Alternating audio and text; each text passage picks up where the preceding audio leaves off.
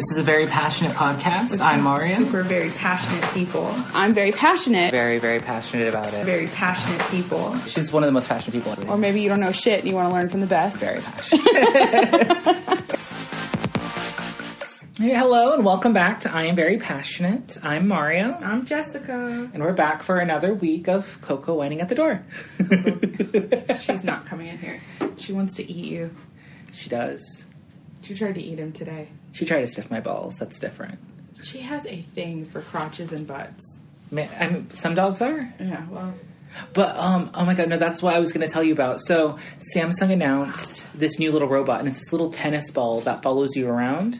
And, like, it can give you, like, exercise stuff while you're exercising. It could be, like, your guide. But also, like, it's like a smart home, like a Google Home or something that follows you around the house. So you could tell it to do things. Coco would eat that. Yes. But it's called Bali. And that's what my mom called my testicles when I was a little boy. Bollies? Your bollies. Oh, my god. And so that's all I can think now. I don't want a Google Home that follows me around or a Samsung or whatever. Same. Like, it's really cute. I'm down for a stationary item. It's super cute, but I would never buy it because I don't trust Samsung, and I don't want a thing like that following me around. It reminds me of the Ashley O doll in Black Mirror. I haven't seen it. Oh, okay. Sorry. I've only seen very select episodes of Black Mirror. I've seen the video game one where, like, his mom calls and kills him. Yeah. And he's, like, in the haunted house. I've seen the one with Bryce Dallas Howard, and it's, like, the Social Network, and you rate people. Yeah. And I've seen one more. I just don't remember what it is. San Junipero is my favorite. What's that one? It's so romantic. Oh. But it's romantic in a way that, like, you don't realize how romantic it is until the very end. I love those things. I think it's Daniel's favorite episode, too. I might have to look He it was up. real excited when it came on, because he had watched all of Black Mirror before I did. Uh-huh. And so we watched it. And so my favorites are absolutely San Junipero, and then it's White Bear. White Bear is my other favorite. That one fucked me up. I thought I was on an acid trip, because there's such a fast switch, and you don't realize... You have to, like, process the switch, and then it's still happening. Oh, my God. I felt buzzed. It was insane. Whoa. And then I liked the last one of season 4, and I don't remember what that one was called. I heard about one where, like, a guy was cheating on his wife in a video game. That one was fucked up. It was Anthony Mackie, though. And I was like, oh my gosh, Anthony Mackie was gay in an episode of Black Mirror. Or not gay, but he fucked the guy. Yeah. Black Mirror. And I'd never watched Bandersnatch. Which one is that? That's the movie that came out? Oh, that's the Choose Your Own Adventure one. Yeah, I'm not into that one. Black Museum. That's the other one. Those are my favorites. I like San Junipero, White Bear, and Black Museum. Like, I had to be in the right headspace to watch Black Mirror. I can get into it at any moment. Because it can fuck you up. Oh my god, yes. And I have to be prepared. White Bear fucked me up. Really? Mm-hmm. See, I don't know. I felt high. Is that a bad thing? No, it was insane that I had such a physical reaction to a show and a movie. I don't know that's ever happened before. Wow. Yeah, not like that. My brain was foggy. Oh, I could not get over it. It was so cool. Dang. Yeah, so White Bear, yeah. And San Junipero is beautiful, and it made me cry. Like, I love it when movies, like, release so much serotonin in my brain. That's what happened.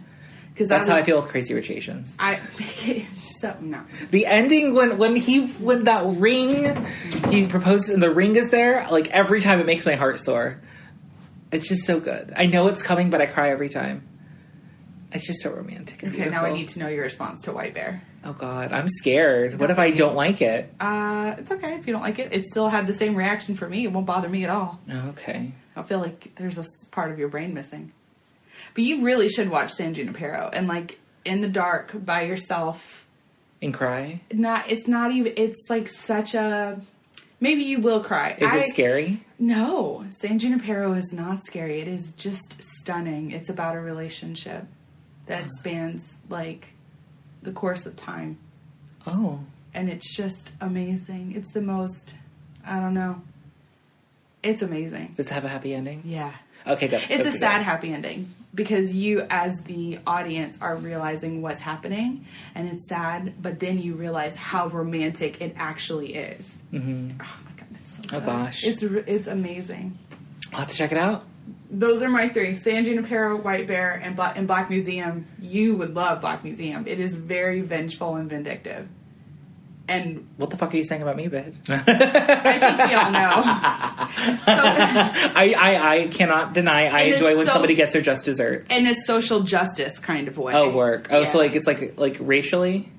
Racially, medically, like there's a whole bunch of issues they touch on in this one episode. Uh-huh. And then when you realize what's happening at the end, oh my god. If you haven't seen Black Mirror, you should. Although I think you should skip Bandersnatch and I think you should skip the first episode of the first season. What is it called? It's the one with the pig and the president fucks the pig. I saw Daniel watching that episode and I was like, this is not for me. But nothing else is like that episode. I honestly think the national anthem. They made that the first episode because it would get so much buzz for the show, and it did. It turned me off. Daniel had to convince me to watch the show like 3 months after it came out. Mm-hmm.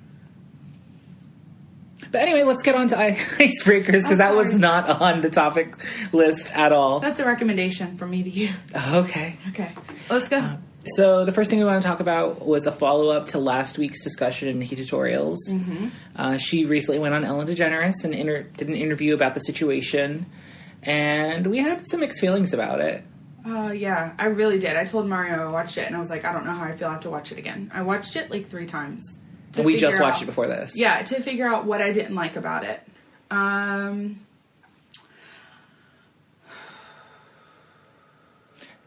wanted it to... it's still... okay. It's still... You can tell she's conflicted, guys. Yeah, because I don't want to... This is not my journey. The thing is lately I feel like no matter what somebody puts out, someone has something to say. Mm-hmm. Everyone has an input. Everyone thinks that they can do it better. Everyone thinks it should be done better, but no one else is doing it. Like, we're just criticizing the people doing things. And it's kind of leaving a sour taste in my mouth. Like, it drives me nuts. These people created the art. Take it for what it is, or you don't like it. That's it. For me, that's the end of it. With Nikkietutorials, the reason it left a bad taste in my mouth is because I expected it to be a little bit more in-depth than her YouTube video. And then when I started asking myself why I expected that... It's an interview.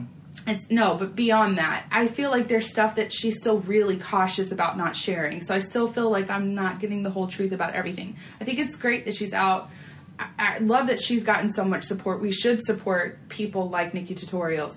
But it does feel a little bit like there's still some things that she's not willing to talk about. And then, so that's the feeling that I'm getting. I could be wrong. I don't know. I stand Nikkietutorials. But then also, at the end, Ellen donated from Shutterfly $10,000 to the Trevor Project in Nikkietutorials' name. I kind of wanted her to, like, match it or do something, too. Mm-hmm. And Mario made a fair point. He's like, maybe she doesn't have it to give. I'm like, okay. I mean, I don't know that I believe that. But maybe. Or maybe also she just wasn't expecting it and couldn't just say off the bat, okay, we'll match it or whatever. Like, but you can.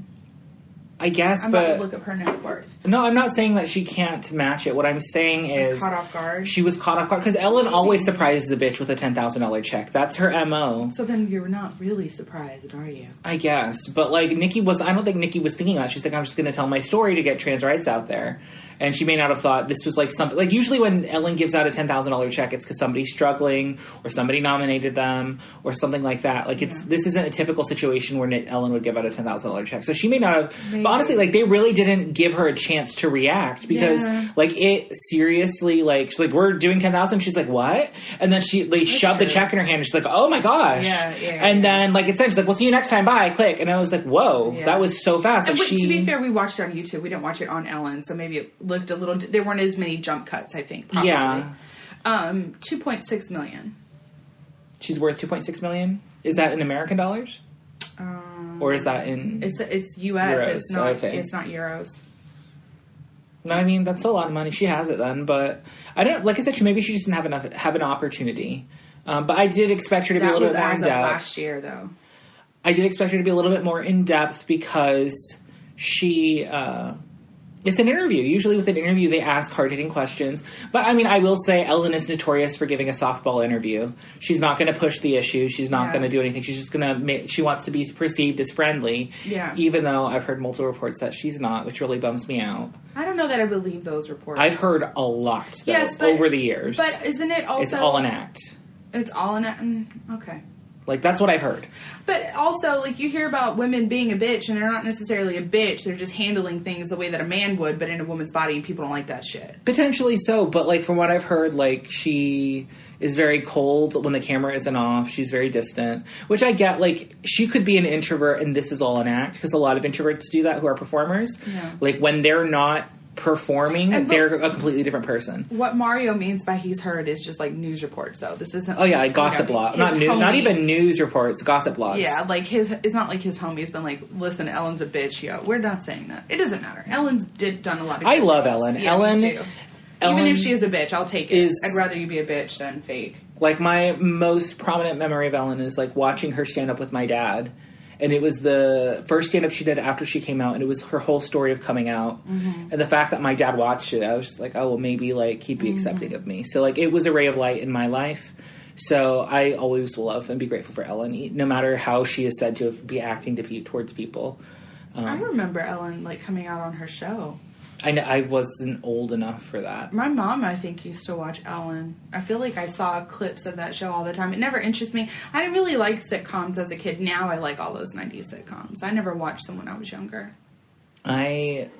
I watched, like, 70s and 80s sitcoms in the 90s. So, like, Me Three's too, Company. because, like, Nick at Night, right? Exactly. Three's Company, Different Strokes, The Facts of Life. The Facts of Life. Oh, my God, I love The Facts of Life. The Facts of Life. I shipped Joe and Blair so hard. I was hardcore Laverne and Shirley. Schlemiel. Schlemazel. I never got too into Laverne and Shirley. I did watch a little bit of I Love Lucy because Disney Channel... Was it Disney Channel? At, like, midnight, they would play black and white shows. But they did it on Nick at Night, too. Maybe... That's where I experienced. Was I Love Lucy on Nick or on... No, it was on Nick at Night. Okay.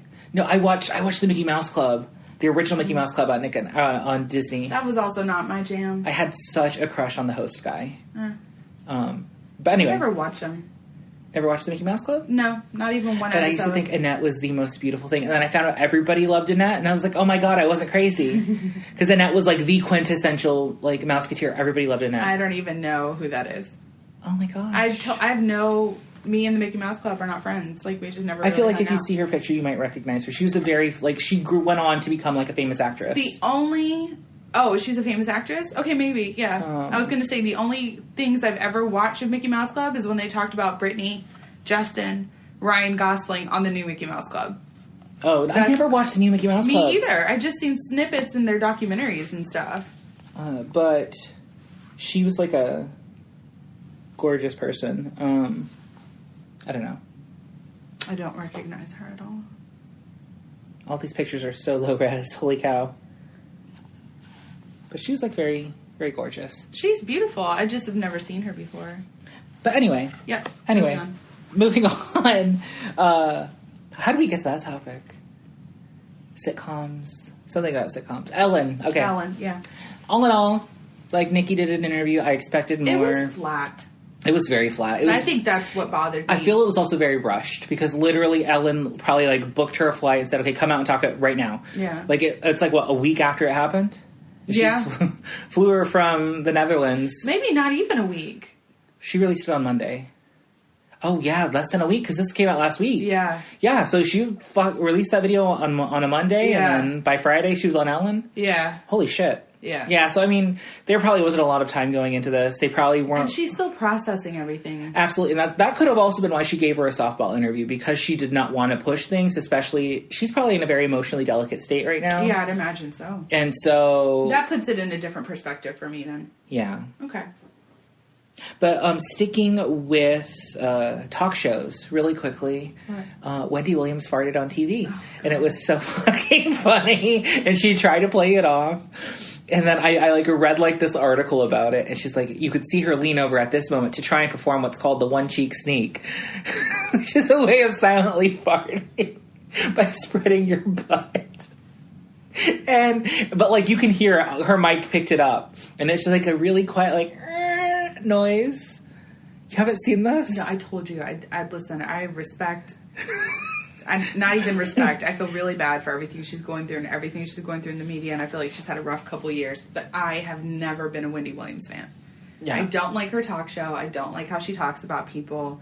I feel like when she does things to be, like, outlandish and over the top and it's a little bit rude. Like, one time she was interviewing somebody, and she cut them off during the interview, and I don't remember what they were talking about, to pull out a lighter and heat up a Slim Jim and talked about how, like, the skin crackled and stuff. And I was like, I get it. We get it. Like, that's your shtick. But, like, also, that's not a She show. could be very rude. I don't know. I'm not a big fan of hers anymore. There was, like, a minute where I was just, like, in it for, like, the celebrity gossip.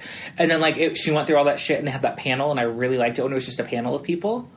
And then she came back and I was like, okay, I don't want to watch this anymore. Because now, like... I feel like she gets more hype than she deserves. Absolutely. But I get it. Like, if that's your thing and Wendy Williams gets you off, go for it. But she's not my cup of tea. I'm also not a talk show person. I don't watch them. Not really. Oh, I loved the Tyra show. Oh, my God. Oh, yeah, I did like that. That was show. my shit. Maybe that was the only one I watched. But I watched after Jenny Jones. I watched Maury. Ricky Lake. I watched Ricky Lake when I was younger, but mostly because my mom would watch Ricky and then Jerry. I never watched Jerry. I was not allowed. And then, like, Ricky was okay. I don't remember a lot from Ricky. Jerry, I think about, like, probably 5 episodes in, and I was like, this dude is weird. Like, it's strange. Oh, I take it back. There used to be a talk show of a woman on Univision called Cristina, and my grandmother watched that, and I would watch that with her. That's maybe the only one I've watched. I never watched the RuPaul show. You know I haven't.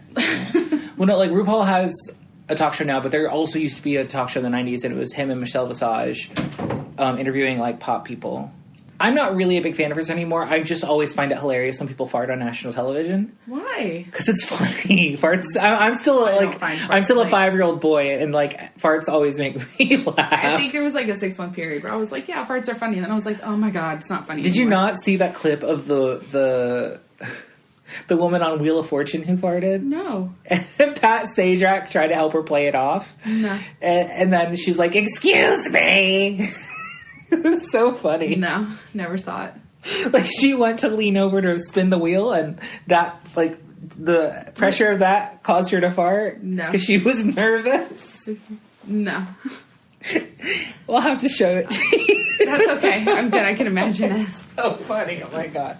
Just thinking about it. I'm sorry. I'm a child. Your face is making me smile, but I don't know that I would laugh at the video of it. Oh. It's okay. Mario's having a moment. I have weird moments, too. It's fine. But moving on from talk shows, we did want to talk about Tana Mongeau. Mm-hmm. She wants to talk about Tana Mongeau. I do. Listen, you talked about she's a farting. Tana stan. I am. I love she's a Tana. Tana stan. Tana is that girl that is just like, you feel like you'd have such a good time with her and then be exhausted and mad at her by the end of the night. And I'm sure. Seems like a fun time. She released a perfume, and I feel like it's going to smell like pot and Juicy Couture, and I'm going to buy it. Actually, I think I can buy it, like, right now. It's going to smell like a baby prostitute. She talked about the notes, and she said it is a vanilla smell. Oh. Like vanilla as in, like, boring, or vanilla as in, like, actually it's vanilla extract? She said vanilla, like, Walmart body splash, because that was her favorite. Girl? Growing up. And the first girl that she dated when she moved to LA, she's like, you smell so good, what's that smell? And then she pulled out that body splash, and she said she had like a full circle moment. Mm-hmm. And so she just wanted to do that again. So it has vanilla notes. I can't find it. Where is it at? I may be able to buy it. I may buy it like right now. Is she a lesbian or is she bi? I think she has identified as like pansexual. Oh, okay. And she's been in an open relationship. Yeah. With Jake Paul, even though I don't think they're really. No. With Bella Thorne, and Bella Thorne had a boyfriend at the time. Oh. So they shared Bella Thorne, but she'd never dated Mod Sun. It was Mod Sun, Bella Thorne, and Tana Mongeau. I don't know who Mod Sun is. I don't either. That's his name. Anyway, here we go. Tahitian vanilla. Okay, so it's actually vanilla. Vanilla and sexy citrus. Okay. And it has argan oils. When can I buy it? I guess I can't buy it yet. I'll let you guys know. Oh, never mind. It's already out of stock. Shit. Yeah. And she never. And I love it. Tana smell like Tana again. is a hot mess, and I love watching her videos. She does. I do. I watch them. They're so good. She's watched every single video except trashy the one, perfume. Except for the one where Her friends have sex with her in the room, and she watches them and films her reaction. I don't even think that's up anymore because I looked for it. It might have been taken down. Yeah. That was, like, the one thing I knew about her. Oh, okay. Before TanaCon. I have the Kourtney Kardashian Yellow Diamond perfume. It smells so good. I really, really like it. Where is that? In my purse. I carry it with me. Oh, okay. And so I feel like if I have that, and then I have Tana, I'm good for either night. Like, I'm going to work, I smell professional. And then I go to the strip club, I'm like, yes, go, so go, it's like go. The night of, the morning after? Yeah! hide your shame. No joke, though, the Kardashian perfumes that she's putting out now are really good. I just really like the packaging of the peach. I don't like that one, and I don't like the cherry. I just like the packaging. I did don't know what like it smells like. I did like the sweetheart smells. They have them all at Ulta. Even the peach? I don't know about the peach. Oh. Because those are kind of like her first. Mm-hmm. I just think it's really weird to sell perfume online without being able to smell it beforehand. Yeah, and she talks about it. And seeing how it mixes with your pheromones. Because she some talks things just about don't that. mix. She said no one's ever done it before. She said she was the first selling online. Tana? No. Or Kim? Kim. Yeah. So selling online without just like describing the notes and stuff. And she thought it wouldn't do well, but she still wanted to try it. And it's done really well. Her perfumes are really good. How nice for her. Mm-hmm. I love perfume. Body splash, perfume, body oil. I love it all. Mm-hmm. That's all. Did you ever get those ones from the mall? Those body oils? No. My mom swore by them for the longest time. That would require me walking into the mall. Oh. And I don't go to the mall often. I only go to the mall for pretzels. Yes, 100%. That's what I had before we went to the Elizabeth Warren thing yesterday. I went and I got a pretzel dog. I will go to JCPenney because they have my favorite jeans. I swear by St. John's Bay. And then, of course, Sephora. Actually, if I go to the mall, I hit up JCPenney and then I hit up the... Auntie Anne's? Yeah. What are you going to do when JCPenney goes out of business? I don't know. Just stock up, girl. Start stocking up now. On what? The St. John's Bay? I can still buy them online or buy them directly from the distributor. Okay. They're my favorite. They're the best jeans for my body shape. Because I'm pretty sure they're going under soon. They've been struggling for the last, 6 years. Yeah, and that's okay. I mean, I have a place to get them. GameStop's going to be going under soon, too. Oh. Don't buy anything from GameStop. Or not, I guess, yeah, don't buy anything from GameStop. They have ridiculous rules now for their employees. I've been watching a lot of, there's, this one guy on YouTube who's, exposing them. Mm-hmm. He's, Camelot 331 or something like that. Mm-hmm. But, he gets internal documents from, the executives and leaks them. For that?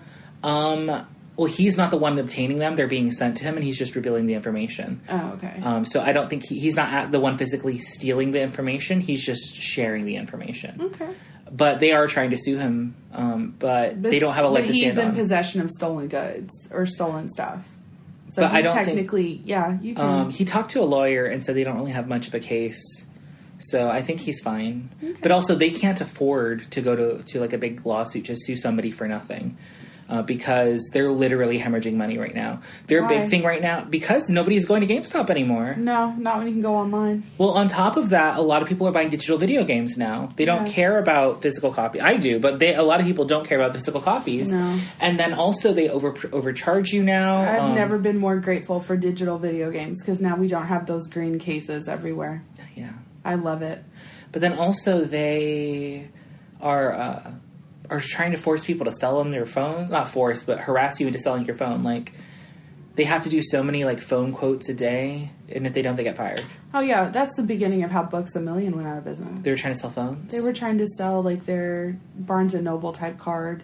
Yeah. And you had to meet it as an employee, and employees were, getting fired because no one ever wanted it. Yeah. Well, no, with this, they're saying...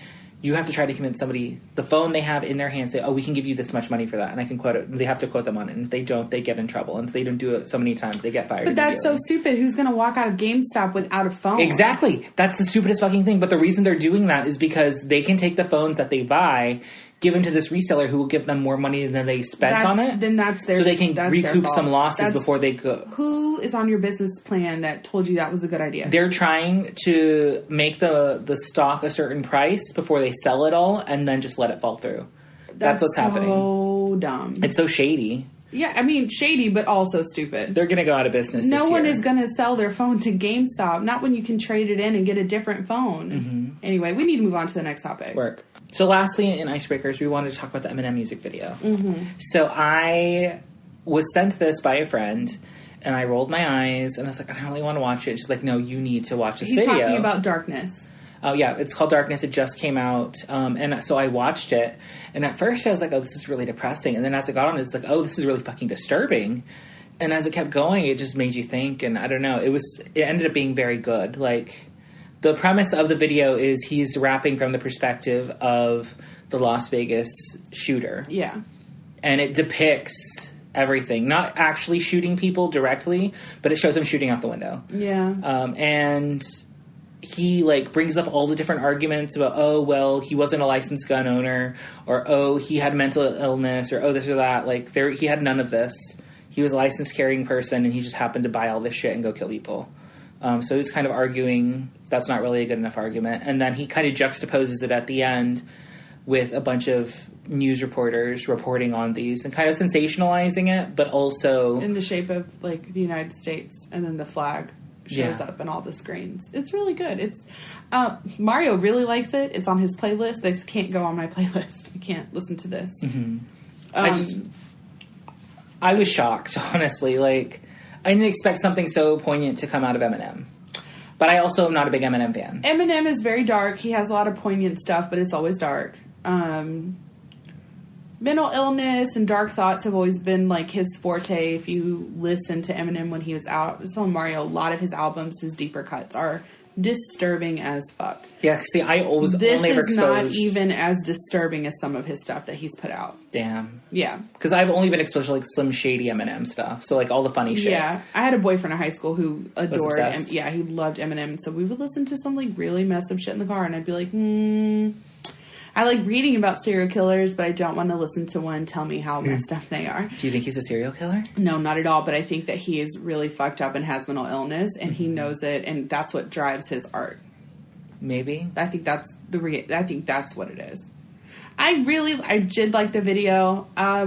For me, the song and the video go hand in hand. This is not going to be a part of my playlist. The chorus got stuck in my head, and also he samples. I can see that. He also samples Disturbed's version of the Song of Silence, or the Sound of Silence. I'm sorry. So that already has, like, a really, like, moody, like, depressing tone, and then, like, his words and everything else being said around it just added to it. It's like a heavy song. I really loved the room that he was in when he's talking about being pulled out of the darkness. I loved that room. Like, I loved how it felt. I loved how minimalistic it was, but still, like, really, it was almost, I don't know, it's what I'd imagine it feels like in a sensory deprivation tank. Mm-hmm. I was very worried that scenes were going to be too disturbing because of the way that Mario describes it. Mm-hmm. But it's actually very accurate to the way that Mario describes it. Like, you don't see anything that's really messed up and disturbing. Just the concept and the action is disturbing in and of itself. It's not like, oh, you're seeing somebody getting shot or anything crazy like that. It's, I don't know, it's just so much all at once that you weren't expecting. Because you think it's a song about being depressed at first. Because in the beginning... It's not. You don't think that, like... This is a social commentary on gun violence. Absolutely. And I also think it's, like... Not even gun violence, on mass shootings. Yeah, well, I think it's about that. I think it's wanting gun reform, though. Yeah. So, like, I am very surprised it's coming from him. Oh, yeah, me too. Because it's him. But also, like, he has a gun cult. Like, a lot of his followers and listeners, I'm sure, are very... I mean, that kind of person, like, pro-gun, pro... If I remember correctly, and I hope I'm not wrong, but he had guns in his house. And I feel like I remember him talking about it, and they had saved up money for their daughter, Haley, and then someone broke in and stole it all. And after that, he, like, had, you know... Like, rappers go through that shit. Like, they all have guns. T.I., Lord have mercy. He finally stopped buying them and driving around with them. God. But, I mean, like, it is surprising that this came from him. I'm glad that it came from him. It's really good. Give it a watch. And then after you're done, watch San Junipero. And I really think, like, the fact that he's sharing this message with his followers... that maybe it'll make them think, because it's not How like many some... people have watched it? Let me look. It's not some, like, lobbyist or liberal person or whatever. Yeah.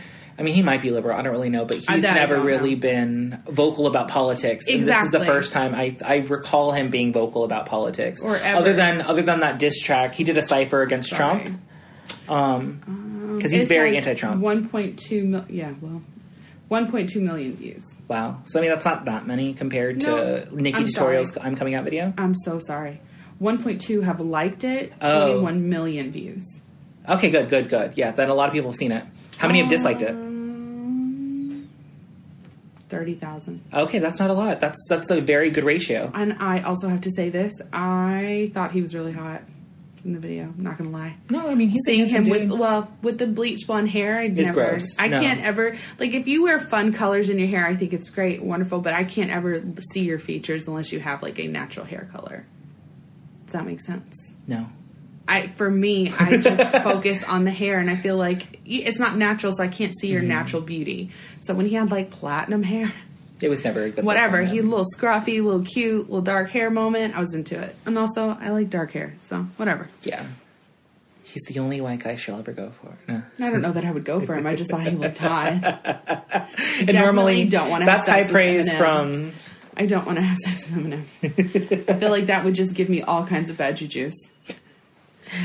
So this week, we are going to be doing a Women We Admire of Elizabeth Warren this year because this year we decided to start involved, volunteering for her campaign. So we're going to talk a little bit about that, I think, at the end of the Women We Admire. Sure. And then we're also going to be talking about season 1 of The Good Place. Yay! Because The Good Place is about to end. The penultimate episode just aired. Yep. So, like, the finale is hot on its tail, so I'm about to rewatch it. Yeah. Watch everything. Yeah. So we thought, well, let's rewatch it and discuss it while it's topical. Yeah, so season 1 and season 2, 3, and 4 will be coming shortly. Yeah, well, season 1's coming today. So. Yeah, sorry. Season 1 is today. 2, 3, and 4 will be coming shortly. Yeah, so stay tuned and we'll see you on the other side. You gotta lead this one. Oh, I do? Yes. Because you're the one who wrote all the notes. I mean, I know all this information, but it's your notes. So sorry. Let me pull up my Google Docs, everybody. And then I was not prepared. I thought Mario was just gonna... Yeah, that's fine. I'll do it. No problem. Because I have, like I said, I have a lot of, like, knowledge of her because I've been following her. Why did I open September's episode? But you have all the facts. And, of course, I've read all these facts before, and I've watched a lot of videos about her, so I know them all, but I feel like you have it organized, you know? Oh, yeah. Okay, ready? So welcome back, and this is our Women We Admire series. I think it's like the 4th entry we've done. We did Chelsea, Robin... And Lizzo. So yeah, 4th. She's the 4th. Wow, how diverse we are. That is a very diverse choice. But anyway, well, I mean, 3 blonde women, I don't know about that. But I mean, one's from Sweden. One's a musician, one's a comedian. And one's a politician. Yeah. And Elizabeth Warren isn't really blonde. Yeah, she's like a sandy brown. Oh, okay. She's like Maddie's hair color. Her hair's lighter than Maddie's hair. I guess. She's not blonde. That's not a good reference for y'all. Y'all haven't seen her dye. Neither are Robin and Chelsea Handler. They're dyed. They're bleached. Yes. Okay, ready? All right. These are the things that I learned about Elizabeth Warren yesterday. Some of them I learned in the meeting that we had because we did go to kind of like a recruitment. It's called a barnstorm. It's how to get involved with her grassroots movement because she's not like a big donor person. She is trying to do a grassroots campaign. Just like Bernie. Which I really like. Same. No, she's not accepting from big corporations or anything. Nor should she. Yes, because she believes in taking money out of politics. Oh, yeah, I'm for that. I think lobbying is a crime. Oh, I agree. I don't care that it's legal. I feel like it's a crime. I think it's a disservice to the American people. It's a crime. Period. And so she's going to talk a little bit about her life growing up. Because I didn't know much about her personally. I knew about her latest politics. Anyway, but her story is actually really cool. She has an amazing story. Yeah, it's like really, really, I don't know. So she grew up in Oklahoma. Her dad was a maintenance man, and her mom did catalog order work. And so I had this vision of, like, her dad getting called to go fix refrigerators while her mom was, like, on the telephone processing people's orders. And I had this really cute, like, picturesque thing in my mind. Well, that's not how it happened. Sure, but whatever. That's what I saw. So her dad was a maintenance worker, predominantly a janitor, but then he had a heart attack. And her mom up to that point had never worked. And so at 50, she went to Sears and applied for a minimum wage job. They had already repossessed their station wagon, and they were about to take their house. And so this was, like, the thing she said she remembers, like, the morning of her going for her interview, she's like, we're not going to lose this house. She was spying on her in her bedroom, putting on her best black dress, which she only wore to weddings and funerals. Mm-hmm. And she did the mantra stuff. We're not going to lose our house. We're not going to lose our house. Put it on, went to the interview, got the job, and saved their house and their family. Because back then, in the 60s, minimum wage was a livable wage. You could support a family of 3 on minimum wage easily. Yeah. So you could have your house, go to fucking school, and still pay your bills. Yeah. So Warren at this time actually started working at 13, and she was a waitress at a local diner. Mm-hmm. She got a scholarship because of debate team at 16 years old for George Washington University. And guys, that's a big fucking deal. I saw that and was like, what? Okay. Anyway. No, Miss Thing is such a good... at 16, though. George Washington University. Have you watched her interrogate somebody on the stand, in the Senate? She is so... not vicious, but she does not play. She's like, no, you're not answering my question. What is the answer? Cardi B, tell me the reason. Tell me the reason. She does not let go. She's so good at what she does. And that's why she is such a successful congresswoman. She married her high school sweetheart and they had 2 kids. Later, they did divorce. The part that got me was that she became a special education teacher. Mm-hmm. And then she actually dropped out of George Washington University to get married. Yeah. At 19, she dropped out. And then she ended up going back to school at Rutgers. Yes, after... I have that right here. After she became a teacher. And she... so she did go back to Rutgers while she was teaching to become a lawyer. And then she practiced law out of her living room. Yeah. I love that. I saw, 80s-style pumps and the oversized... I don't know. I just had all these great images of her. Can't explain it. She eventually married Harvard scholar Bruce Mann. He was a legal expert, and in my notes I wrote, I imagine their dates were full of arguing law. I'm sure. But also, she became a professor at Harvard at this point. That's how she met him. I'm getting there, Mario. Well, you went backwards. No, I'm getting there. Okay, I'm sorry. She originally was an expert on bankruptcy law. Look, it's right there. Mm-hmm.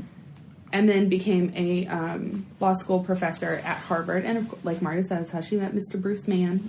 I love that his last name is Mann. Mm-hmm. So she politically got her start by... This is really cool to me. She politically got her start by testifying before congressional committees about financial matters. Bankruptcy law came into play here. And I wrote Avi, because your girl is skilled. No, exactly. Because when the recession happened in 2008, she was the chairman of this new board to get to the bottom of what the fuck happened.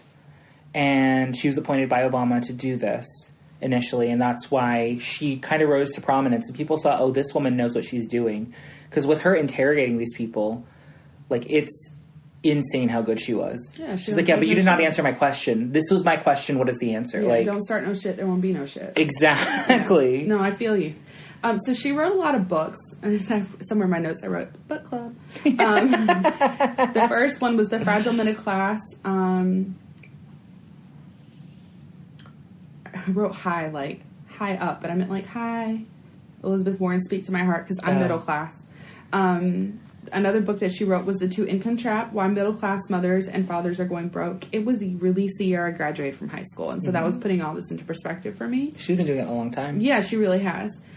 And then so she worked on the congressional panel Troubled Asset Relief Program, which inspired the it was under the Emergency Economic Stabilization Act, and that's when she got her national notoriety. That's the one that Obama appointed her on. Yep. She established the Consumer Financial Protection Bureau, which is under Dodd-Frank, which you and I are familiar with. Which they overturned. Yeah. But the CFPB is still funded by the government currently. Yeah, but I just love that it tied into something that you and I are familiar with. Absolutely. Now, if you're not familiar with what the CFPB is, they essentially ensure that credit cards and lenders are doing what they're supposed to be doing.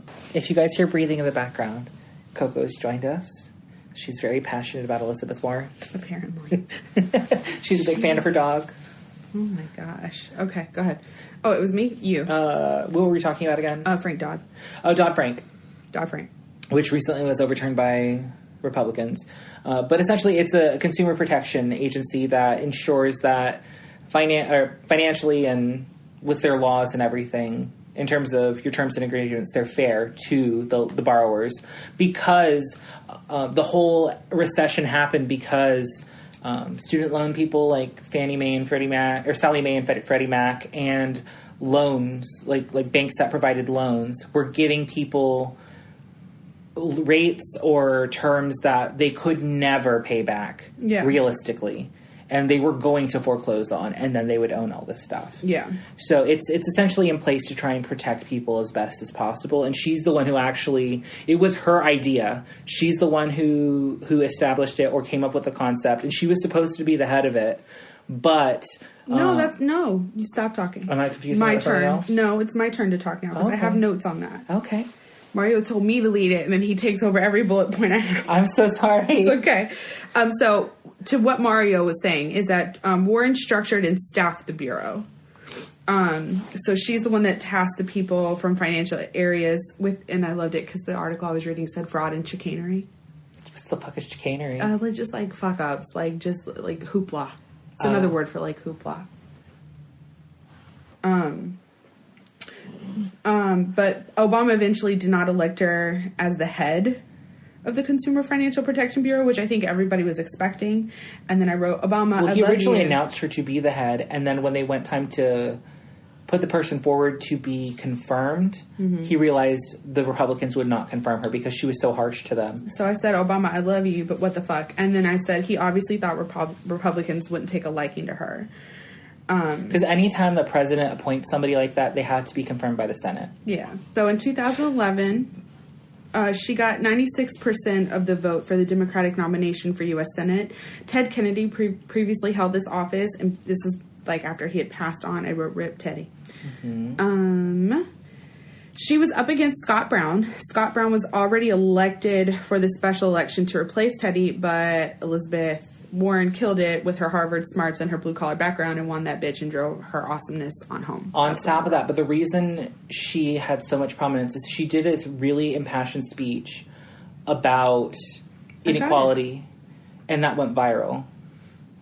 And that's what brought people to know who Elizabeth Warren was. A lot of people knew her from what was going on in Washington. Yeah. But that video is really what she credits to her winning that election, because everybody saw how passionate she was about what she was talking about, but how much sense she was making. Something I love about Elizabeth Warren is she's very good at explaining complicated issues in a very understandable way to where a layman could easily get what she was saying and why her policies make sense. I totally appreciate anybody that can translate their intelligence, because that's a whole different area of intelligence. Absolutely, and she's smart as fuck. Yeah, but like you can be like my husband, who's really really smart, but like he has trouble explaining things sometimes. A lot of times, like I'll be like, "Well, why?" and he'll say, "Because." I'm like, "That doesn't help me." Yeah, because if I got it, I wouldn't ask you why.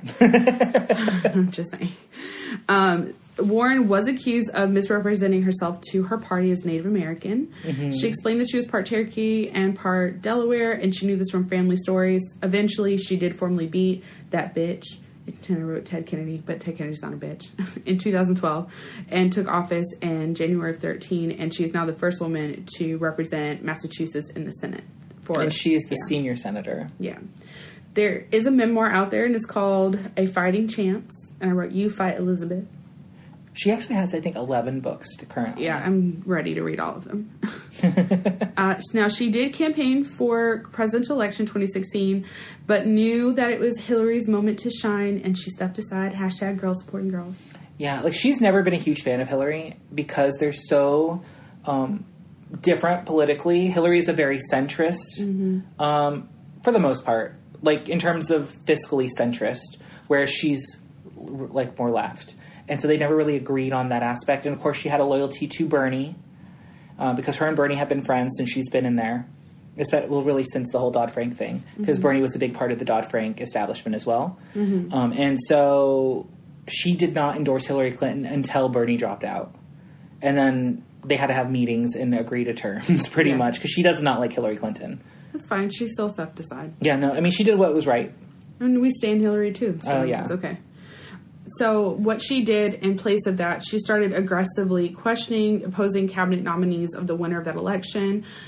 So Trump, DeVos, and Jeff Sessions. Mm-hmm. Her opposition to Sessions' nomination included reading a letter that civil rights activist Coretta Scott King had written in 1986.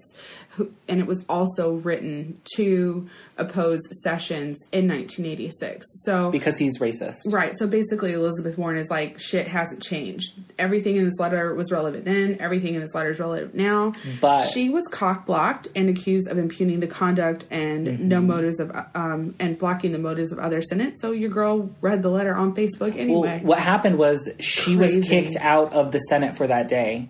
Because Mitch McConnell expelled her. She was cock-blocked. And he gave a speech which fired up the feminist movement because he said she wrote this and yet she persisted.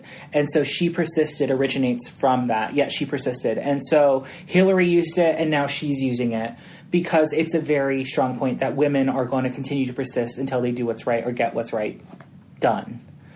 So they're kind of using his words against him, and I love it. It's an iconic moment in her career. And so she also wrote a book after that called This Fight is Our Fight, The Battle to Save America's Middle Class. Now, Mario told me today, because when I was learning about her yesterday and like writing just different things down, he did say that she used to be conservative. Just like Hillary. And then she studied the bankruptcy law and saw, I guess... Well, in the 70s, there was a new bankruptcy law that really was unfair. And she had a very liberal friend who she was studying this law with. And she started to realize it was really fucked up and unfair to people, to middle and lower class people. And that actually is what convinced her to switch parties from Republican to Democrat. And she hasn't looked back ever since. This is like in the 60s or 70s, I think. But yeah, it's cool that... learning, like she's adaptable. She learned something new. She understood the reality of the situation, realized, okay, I can't support this anymore, so I need to do what's right. And I think it's a very good testament to her character. And so I wrote next that clearly she's smart and has a vagina, so the only thing that Cheeto could do is accuse her of Native American ancestry not being real for political gain, and openly called her Pocahontas, which is racist, guys. An investigation was done, and it found that she never used her ancestry to further political gain. Rachel Dolezal, I hope you're paying attention. Mm-hmm. She didn't need to. She went to Harvard like Elwood, so shut the fuck up. Well, no, but the thing, I was very familiar with this whole situation, and the thing is Harvard listed her on their website as a Native American professor, and she has like... There's ancestry there. But it's not enough to be tangible. Like, it's not enough to claim Native American ancestry. It's like, you had a relative, like, 15 generations ago that was part Native American. But out of the Harvard made that decision. Yes, it wasn't her that portrayed it that way. Absolutely. Yeah. So she's never claimed that. She's never used it for political gain. Expect to hear a lot more about it as she becomes one of the front runner, or maintains her status, and it narrows down the field in the Democratic field. So once it's like her, Buttigieg, potentially Yang, Biden, and Bernie, you're going to start hearing about this again. So get ready for it. It's bullshit, regardless. So I wrote, I stand because special ed teacher, check. Single mother, check. That was my mom for a minute. To me, this is my opinion, I don't feel like she ever forgot where she came from or who the people, like her mom and dad, she was fighting for. Yeah. So just being conservative and then learning and then being like, wait a minute, this actually does not align with what I think could help benefit the country or like the majority of people in the country or even the marginalized people in the country. And then just like switch. I love that. Like education helps form your opinions, thoughts, beliefs, and can also guide you into doing things that'll help. I love that. I Absolutely. think it's great. And I think that's partially why a lot of conservatives are so against furthering your education. Like my dad, before I went to college, he had a talk with me. Yeah. He was like, you can be told a lot of things, but don't let them shape who you are. And I was like, Dad, I'm already a liberal. Like, calm down. I've been a liberal since the 7th grade. That's why, like, I'm totally down for Cardi B. We talked about this last week. She wants to be in politics. Great. Wants to go to school to do it. You have my full support. So, oh my gosh, stop. What happened? Oh my god, I unhit the checkbox. Unhit the check mark. Oh. Well, I was... There you go. Okay. So, also, I feel like you're smart as hell to get a scholarship and go to George Washington. That's crazy. Yeah. And then to go to school and work, and that's anything. So, she she really does have a plan for everything. Yeah. It's elizabethwarren.com/plan. And I feel like even that was smart because you're going to remember that. And everything is Elizabeth Warren, as we learned yesterday, elizabethwarren.com/whatever it is that we're looking for as Mario and I help with the grassroots campaign. And then I had to quote Kendrick Lamar, sit down, be humble. Mm-hmm. I feel like she is very humble compared to some of the people we see out there. Absolutely. Just like in your face screaming about how they deserve it. And she's just kind of like, this is what I'm going to do to help. Yeah. And that is something. That's another thing I really like about her. Because a lot of times people say, when you become a career politician, you're doing it for negative reasons. Like I had this conversation with my friend Christopher the other day and I said I don't agree with that. Mm-hmm. And she's one of the politicians that I think is truly in it for the right reason because she didn't even want to run for office. Somebody had to convince her to run to be a senator. Yeah. She didn't want to, and then she didn't want to run for president. Somebody had to convince her. The guy we actually who trained us yesterday at the Barnstorm said he was trying to convince her to run in 2016. And she's like, no, it's not my time. It's not my time. I'm not doing it. Like she probed a little bit, but she's like, no. She's really smart. She's really smart, but also she's not doing it for self-gain like Trump is. She's doing it, if she's going to do something, she's doing it because she wants to help people. And it's very apparent in her message, in her story, in everything she talks about, that she just wants what's best for everybody and not to further her political gain or to go down in history as this or that. Like, she just wants to help people, and I love that about her. The reason I stand.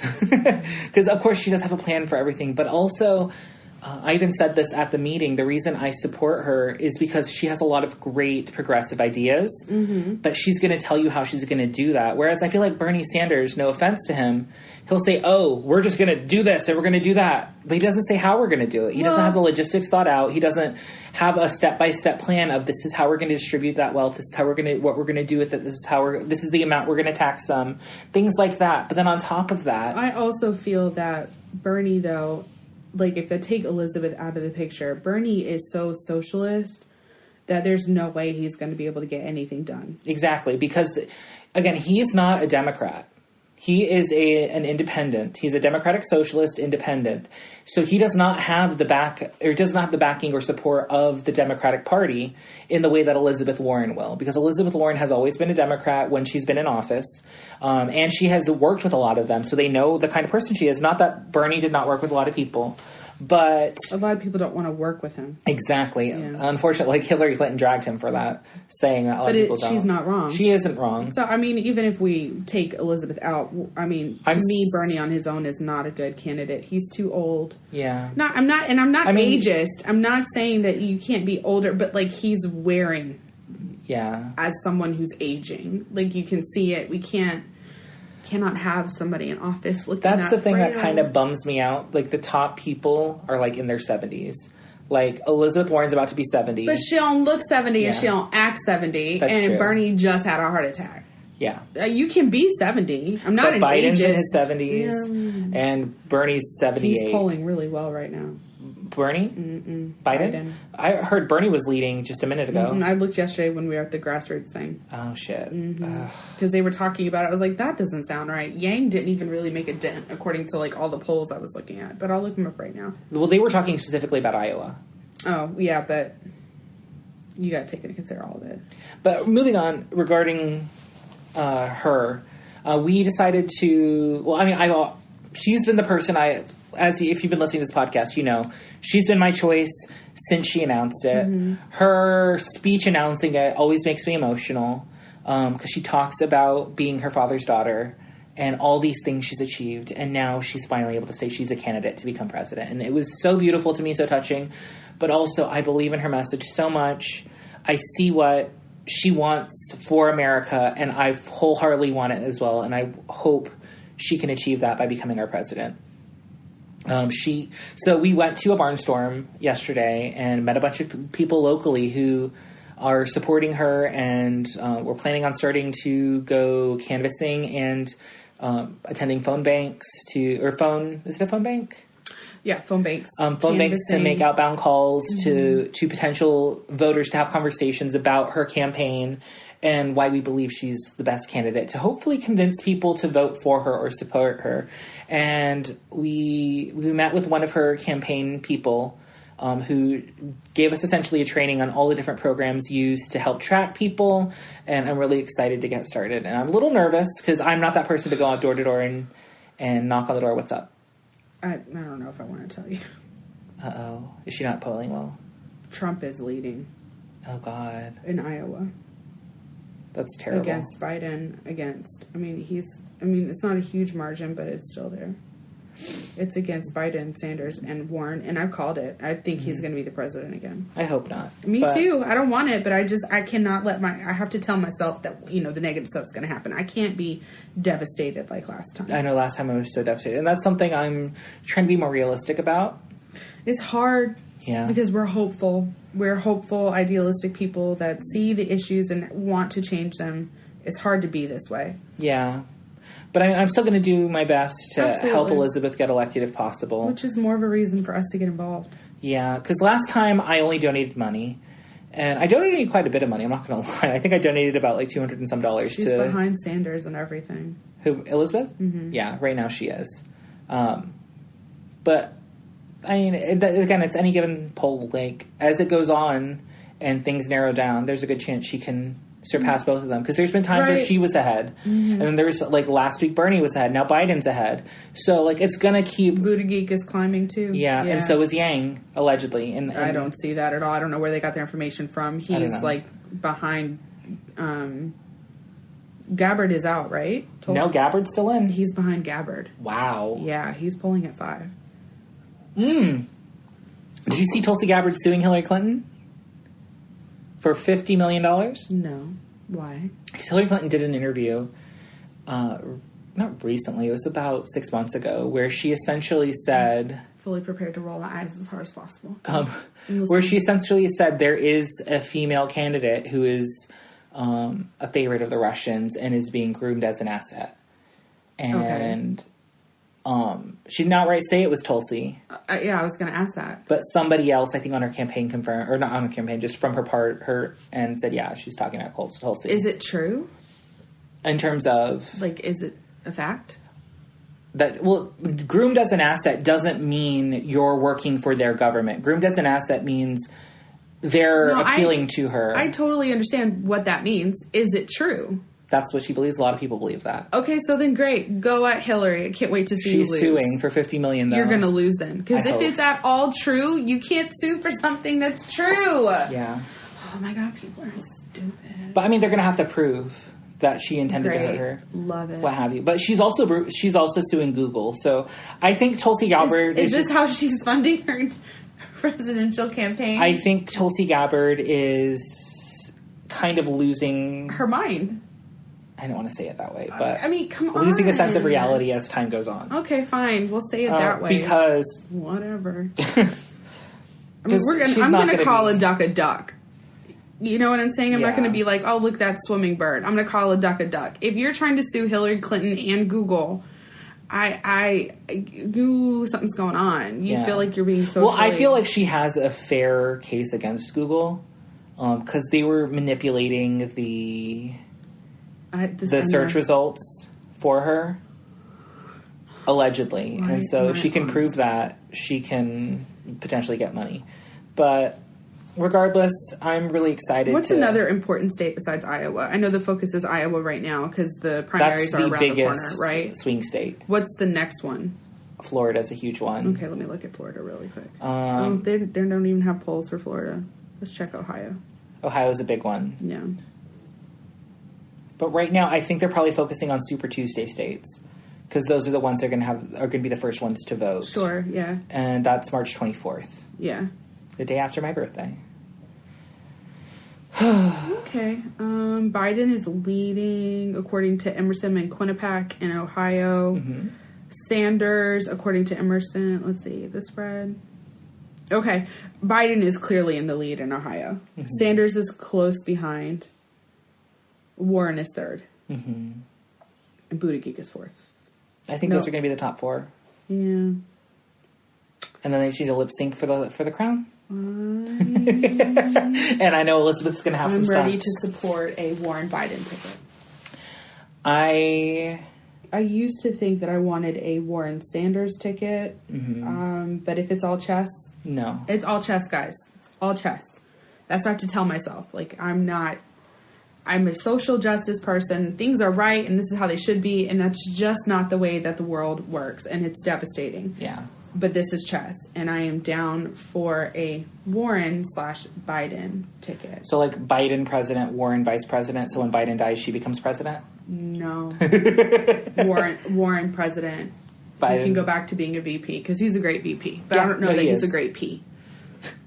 Just saying.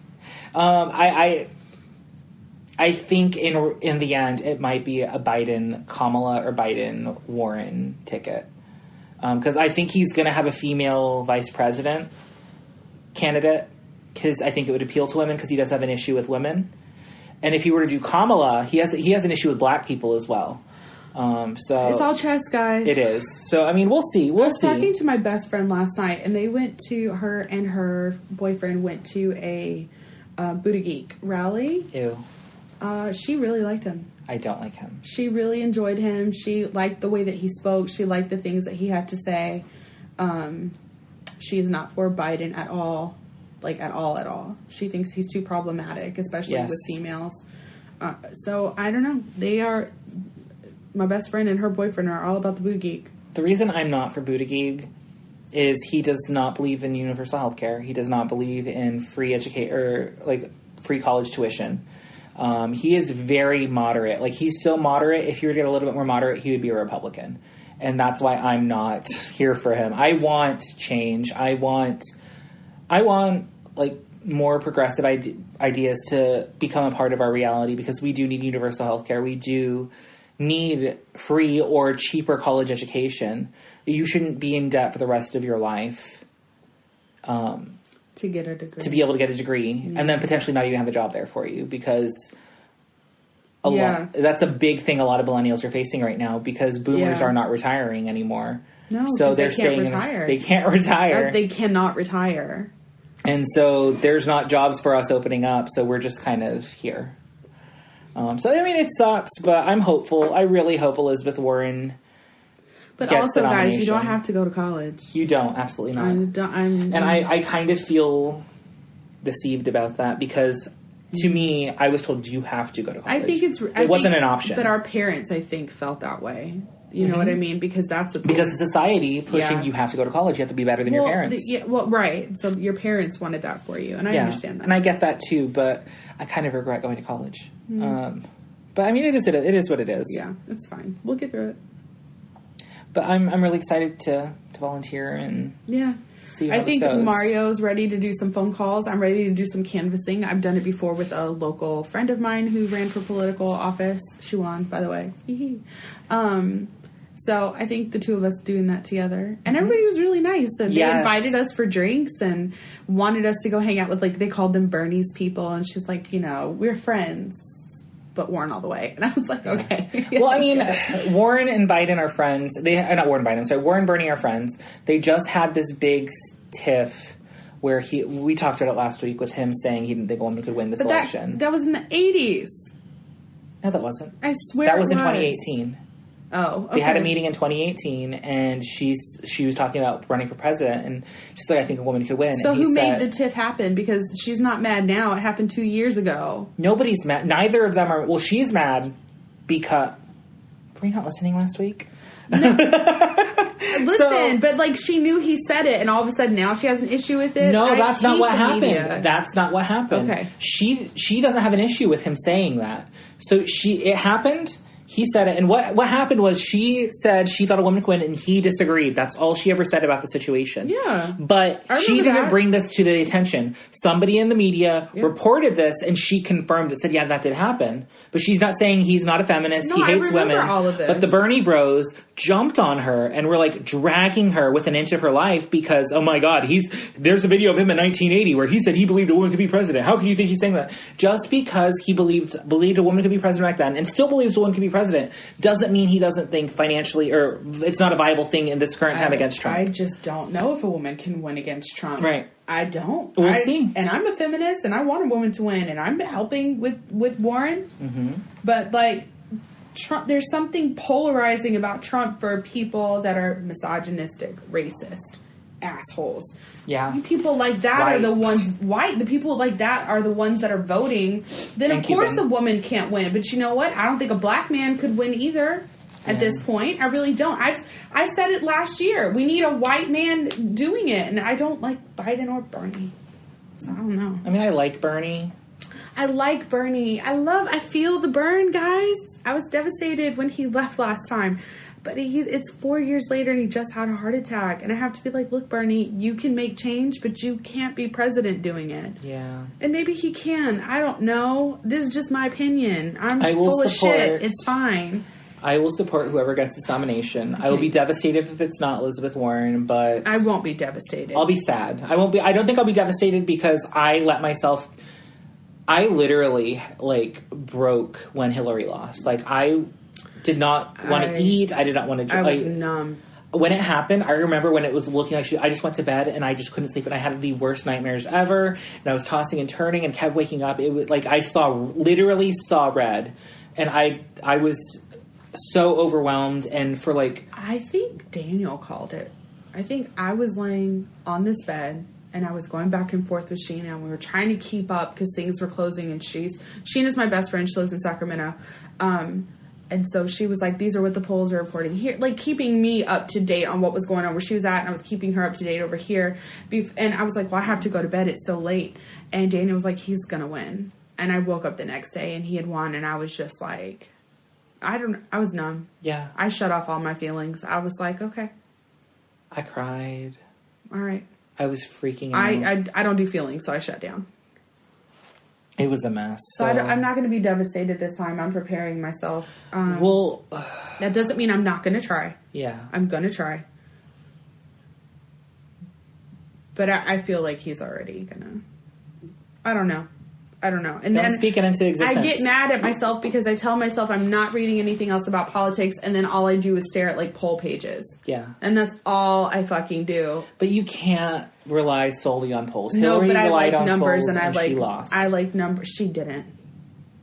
She didn't win the electoral college. She won the popular vote. She did win the popular vote, but if she would have smarter, she did ignore certain polls in Iowa and in Florida. Yeah. And if she would have paid attention and campaigned there's a chance she could have won both the popular and electoral. I agree.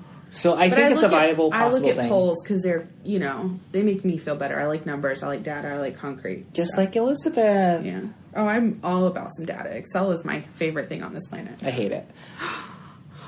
It's so frustrating. I married Excel.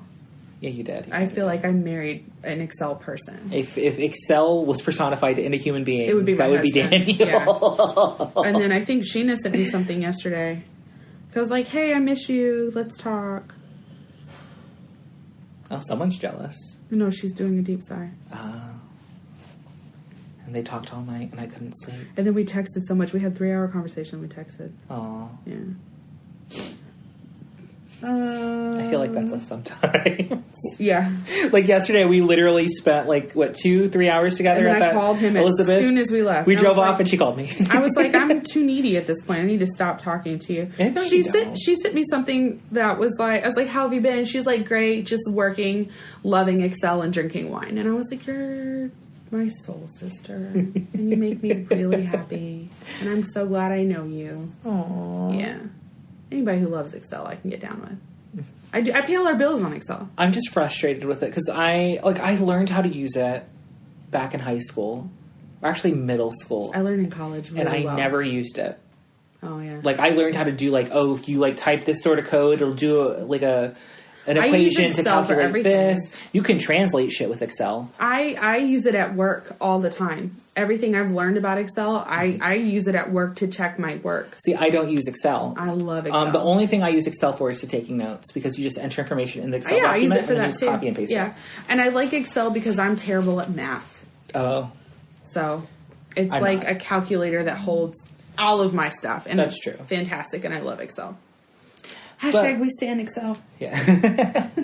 But overall, we hope you like Elizabeth Warren. Potentially consider supporting her. If you don't like Elizabeth Warren, get involved with any Democratic candidate that's out there. We need everyone out there we can do. And if your Democratic candidate does not I'm assuming you're a Democrat. Hi. I hope that you are if you're listening, because this is not for Republicans. If you're... I mean, I wouldn't say that, because what if a Republican listens and we convince them otherwise? Then they're not Republicans. No, they are, but she was a Republican, and she saw the light and changed. Republicans are not clicking on this podcast. You never know. I have Republican friends. Okay. All right. The point is if your candidate doesn't make it past primaries and they're not the Democratic candidate, consider still supporting what other Democratic candidate is out there. Don't just get mad and stay home and don't vote. Don't do what the Bernie Bros did last year. That's what they want us to do. This is still our country. It's still our nation. If your person does not get chosen, don't be selfish. Yeah. It's selfish to do that. Don't be selfish. No, but I will say if Liz drops out, my support is immediately going to Bernie Sanders. I'm voting Democrat. Yeah, no, it is. Doesn't matter. Same. But what I'm saying is if she drops out early and there's still a chance for somebody else to become the candidate over Biden, I will support them, apart from Buttigieg. I'm gonna... Because it literally goes Warren, Bernie, Biden in terms of, my three. Look, I'm all in for Warren. Same. I'm going to do everything I can to make sure she's that candidate. And if she gets elected, I'm going to do everything I can to do what I can in my area as well. Mm-hmm. But if she does not win the primary, then guess what? I don't give a fuck. I'm voting Democrat. Yeah, same. I'm out. I'm done. I don't want to hear anything else until election night. When is November? March 23rd. No. Big election. Or 24th. Oh, that's November 4th or so. It's the first Tuesday of November. Let me look. It might be 2nd. But I think you're right. I think it is. Sometimes it's the 7th. It all depends on how they line up. But Super Tuesday Tuesday, November 3rd, 2020. Super Tuesday is the 24th, which is the day after my birthday. I will not be here. Where are you going to be? I think I'm going to Chattanooga. For what days? Because early voting is the week before, so you should early vote. I will. No, I will. I will. Because every vote counts. Who are you telling? I know. I'm going to early vote. We met some really cool people, though. Like, the lady with the pink hair is so intimidating, but she is so cool and beautiful. Was it pink? I thought it was green. I'm colorblind, girl. Fuck. Pink and green look the same to me. It's green. She is so cool, and I want to be her friend. And then the girl both of the girls at our table. I don't know why I forget this. Fucking hate myself. I'm having such deep-rooted shame right now. Oh my god. Like, everybody at this barnstorm seemed so cool, and I want to be friends with them. So I look forward to getting to know them better. They're also a little bit intimidating, though. Oh, yes. Yes. Especially the green-haired lady and the guy sitting next to her. Oh my god, she's pink-haired. She's pink. Is it pink? Colorblind together. No, it's green, but I feel like such an asshole. It's not fine. No, it's totally fine. It's not something that, you deal with. Oh my god. Have you ever... You don't watch Kathleen Lights, right? No. Do you know who Raw Beauty Christie is? No. She's the one that... Oh, yes, I know Raw Beauty Christie because I've seen her videos. So they did a... Collab? They did, a video together, and it was about the signs. Like the astrological signs? Yeah, and she was like, but I have to do your moon chart, so I need to know the exact time you were born, Kathleen said to Christy. And she was like, well, I don't know. And she was like, you can't call your mom? Call your mom. And she was like, my mom's dead. And Kathleen, went inside and imploded. And then all of the emotions came out. And that's, I'm shaking because that's how I feel right now. I've known Mario guys for, 2 fucking years at this point. And I just keep pointing out your colorblindness in the most insensitive fucking way. I'm an asshole. You're not. It's fine. No, it's negligent. It's not like you're forgetting that something is super big about me. That's not a huge part of my life. Being colorblind isn't a big deal. No, I just miscolor things sometimes. It's fine. It's normal. She was very intimidating, and so was the guy. But at the same time, we need that. Yeah. So I'm ready to. It's intimidating for us because we're antisocial introverts. No, exactly. But I really want to be friends with all of them. So we're really excited to volunteer, and we really hope you consider Elizabeth Warren. Or just any other Democratic candidate, like we said. Just vote Democrat, guys. Please. Go Big Blue. Please. Yeah. We'll talk to you next... Or actually, we'll be right back with our review of Season 1 of The Good Place. Welcome back. We are about to start talking about Season 1 of The Good Place. If you have not seen it, we do recommend that you either... If you don't care about spoilers, keep listening. Yeah. If you do care about spoilers, stop listening. Yeah. Go watch it. It's a very fast watch. It's 13 episodes at 22 minutes, so you can watch it pretty quickly. Yeah. It's 3 episodes an hour, so yeah. It's 4.5 hours. to take to watch the whole thing. 4.5 and 5. I watched it in 2 days because we were we put it off. We were going to talk about this last week, and I was like, I need more time.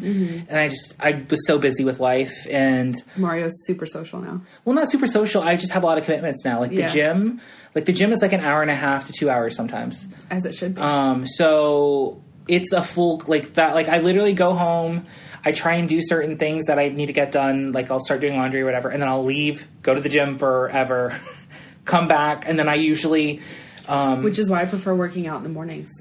Well, because I'm not taking up like my day of stuff that I'm already doing. I'm just adding it beforehand. Yes, but I normally don't do shit after work. I literally go home and just stay in my room. So it's not a big change for me. Like, okay. So it's nothing crazy. But anyway, I put it off and then ended up having to binge it like in 2 episodes or 2 days because it's like shit. And he did procrastination. It. And so I did he it. Can do it. You can do it. Absolutely. Yeah. If you're not, all 3 seasons are on Netflix.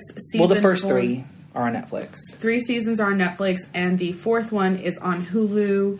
Right now, you can watch up until the very last episode. It is ending with this season. Yeah. So so the penultimate episode just aired this week or last week.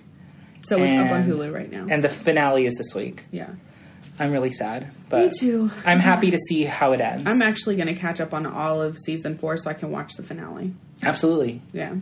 And I have not ever done that, guys. Yeah. I've never watched like the finale. Are all episodes available? Because I know sometimes on Hulu. I looked this morning. Or do you have Hulu Live? Can I watch it on your Hulu? Yeah, of course. Well, I didn't want to go like watching everything because you just gave it to me to watch his Dark Materials, and I'll be like, oh, I'm watching this. Mario, I'm watching what am I going to say? No, you can't watch his Dark. You can't watch anything but his Dark Materials. I didn't want to abuse your. Mario, watch whatever the fuck you want. Are you kidding me right now? I don't want to abuse your. I constantly forget about your colorblind and sound like an asshole. It's fine. The least I can do is let you enjoy. You don't owe me shit. Live. You don't owe me shit. That is not true, and that is not what Chidi says. What do we owe each other? Basic decency. Oh, okay, I'm like, I don't remember. And I have not been basically decent. You watch whatever the fuck you want on my Hulu channel. You have inspired me so much. Whatever. Shut up. So anyway. Don't compliment me. So the basic premise of the show is the main character, Eleanor, wakes up and she's dead. And she is in the good place because there isn't really heaven or hell or whatever. It's just the good place and the bad place. And he explains to her that most religions only got about 5% right. And the only thing to ever get super close was the stoner in the 70s. And he got 92% correct, which is so fucking funny. They have a framed photo of him on the wall and everything. So the first episode is called Everything is Fine. Like Mario said, she wakes up. She's to Michael telling her how she died, how she arrived in the good place for just the absolute top tier, bestest people on the planet. Mm-hmm. Using context clues, she kind of finds out that she doesn't really belong there and that Michael made a mistake. Yes. Yeah. And so, like, how Eleanor dies is one of my favorite things in the fucking show. It's very true. Because she's a shitty-ass person. She's terrible. She calls herself a trash bag, and I feel like there's nothing more accurate. And she doesn't even say it with shame. No, she's like, I was an Arizona trash bag. Yeah. And I kind of wanted to try the fucking, what is it, a churro dog? A churro dog. It's a hot dog with 2 buns, like the buns are 2 churros, and then it's wrapped together with a Slim Jim. I feel like that would be delicious. I do too. I'm with you. I hope it's a beef hot dog. I prefer beef hot dogs. Yeah, okay. Because like Auntie Anne's, when I went to Auntie Anne's yesterday, that hot dog tasted like nothing. I was pissed. And like I wanted like a nice flavorful hot dog. I love and hot dogs, and I'm not supposed to eat them, so please don't talk about them. Oh, I'm sorry. They make my cholesterol spike. Oh. Like, do you like veggie dogs? They all have too much sodium. They affect my cholesterol. Because Morningstar, yeah. Love sausages, bratwurst, hot dog. I love all that shit, and it's just not good for me. Anyway, she dies because she's outside yelling at like a do-good planet Earther, and she drops her margarita mix. Her lonely girl margarita mix for one. She drops it, turns around, and the line of shopping carts is pummeling towards her. She grabs on so that she doesn't get hit by them. She's pulled out into the street and she's hit by a mobile billboard advertising erectile dysfunction medication. And it's called Engorgulate. I didn't know that. And she says, that's what Michael calls. It's called Engorgulate. And she's like, oh, okay. So at first she's like, yeah, tell me how I died. And the more he tells her, she's like, And he's like, but that's not all. The first EMS person to arrive on the scene was your ex-boyfriend. She's like, I'm done. I'm good. Thank you. But she's like, that sounds right. Yeah, absolutely. So then she gets to go and see her house, and she notices some flaws in the system. Like, everybody loves. Well, it's not even a flaw in the system. She just noticed her house is tiny compared to fucking. But she knows that it's. I think the thing about Eleanor is she realizes. I think she thinks because she's a shitty person, she's fighting against her natural instincts, which is like something's not right in The Good Place. Because why does this person have a tiny mansion? Why do I have this small house? I don't think that's. I think. Oh, I do. Well, I think she immediately knows. Because, like, when he's talking to her... She immediately knows that she does not belong there. So her focus becomes on, like, let me be a good person. Let me earn my place here. But... Well, that's not her initial focus. She's just like, what the fuck is going on? And then she's like, well, why does this bitch have a big house and I have a tiny house? And then she meets Chidi, and Chidi... But she chalks that up to, like, her shitty personality, when it should have just been her instinct going, like, wait a minute. Mm-hmm. Why is everyone not treated equal in The Good Place? You know what I mean? I love that about this show. I think it's really good. So she goes to her house, and, like, her next-door neighbor, who is Tahani, has this... We love Tahani. My favorite character is Janet, but then Tahani, and then Jason. I actually love the entire cast, which is very rare for me. Usually I have one person it's really good. Cannot stand, but I love all of them for different reasons. Yeah, Michael is great. Eleanor is great. Janet is great. So Janet good. Is stunning. She's my favorite. No, I love Janet. She's beautiful and stunning, and she spells her name weird in real life. Yeah. With an apostrophe. Yeah. Her name's Darcy Carden. But so she gets to his house, or her house, and that's where he says, well, everybody in The Good Place gets to meet their soulmate. Mm-hmm. And that's when Chidi walks in. And that's when Chidi walks in. And Chidi is from Africa. I forget the country. Senegal. And he speaks French. Oh my God. That's what she says that. She says, he's like, what country am I from? She's like, is it racist if I say Africa? And he's like, yes. And Africa's not a country. I'm from Senegal. Just everything about this show is so inappropriate and so good. Actually, that's the thing I love about this show is a lot of comedians say, oh, well, you have to be offensive to be funny. This show proves you don't. Yeah. Because the person, although Eleanor is saying insensitive things, they're clearly making it show she's wrong. Yeah. She's the idiot here. Yeah. What she's saying, and just her ignorance is what's funny more than anything. Yeah. But she meets Chidi, and it turns out he was an ethics professor. And so literally once Michael leaves, she's like, okay, you're my soulmate. You'll never betray me or anything. You'll be with me no matter what. And he's like, of course. Yeah. She's like, I'm not supposed to be here. Yeah. And he's like, what? And so he agrees to start teaching her to be a better person. Because ethically he's obligated to do so. And also he sees that she has like moments of redeeming qualities. Because he does kind of go back and forth with helping her in episode 2. So we're going to jump right into that. Mm-hmm. This one is called Flying. In the midst of finding out that she was a mistake, she begs Chidi, her soulmate, to give her good people lessons. She basically lies about cleanup. There's a cleanup flying day, which was a test from Chidi. And Chidi continues to question her motives because of that. So they go to this party. That's the first episode. Oh, yeah, they do go to the party. We can talk about that. No, we can't talk about everything. We do not have time. Well, we have to explain it. Because, why do they have to clean up? But that had nothing to do with the party. Yes, it did. It had everything to do with the party. No. They explain that later on in the season. So, but it had to do... She hoarded all the shrimp. Oh, okay. She did all this... They had a party at the end of the first episode. She did trash bag shit at the party. She did really trashy shit at the party. She ate all the shrimp. She got super fucking drunk. She told Jianyu, who is really Jason, that she's not supposed to be here. But you don't find that out. You don't find that until later. But she does all this horrible shit, and because of it, there's this big storm of trash, and like giant shrimp fall from the sky. Ariana Grande's playing. Like a bunch of just crazy shit related to what she did that night starts happening. And so she starts realizing, oh God, I'm the reason shit's going down. Yeah. So they have the opportunity to do flying lessons, or they can help clean up The Good Place. Which Tahani started it. Yes, because Tahani... Well, we'll get on that. Tahani's also a trash bag, though. No, she's not. Oh my God, she's just entitled. She's the worst. But she's not white trash like She's a trash bag in her own way. Yeah. But anyway. So, she really wants to learn to fly, and she doesn't. Yeah. Because Sheedy said, here's your opportunity. Prove to me that you're a good person. Let's spend the day cleaning up the good place. Even though you're not obligated to do it, you should still do it. It's the right thing to do. Right. So she kind of does it. Kind of, yeah. Her trash bag breaks at one point, and she just kind of, like, leaves it there to get the last 5 minutes of the flying lesson in, and it is just... She's just such a terrible person. She really is. She really is. My favorite thing about this episode is, like, her trying to show that she's not pissed that she has to clean up. So she's, like, passive-aggressively insulting the two guys. Yes. And then she also is that one chick that's flying. I don't remember her name. She gets hit by the turkey? Yeah, but she was like... She said, how is it? And she's like 20,000 simultaneous orgasms. And she's like, how's cleanup? And she's, same.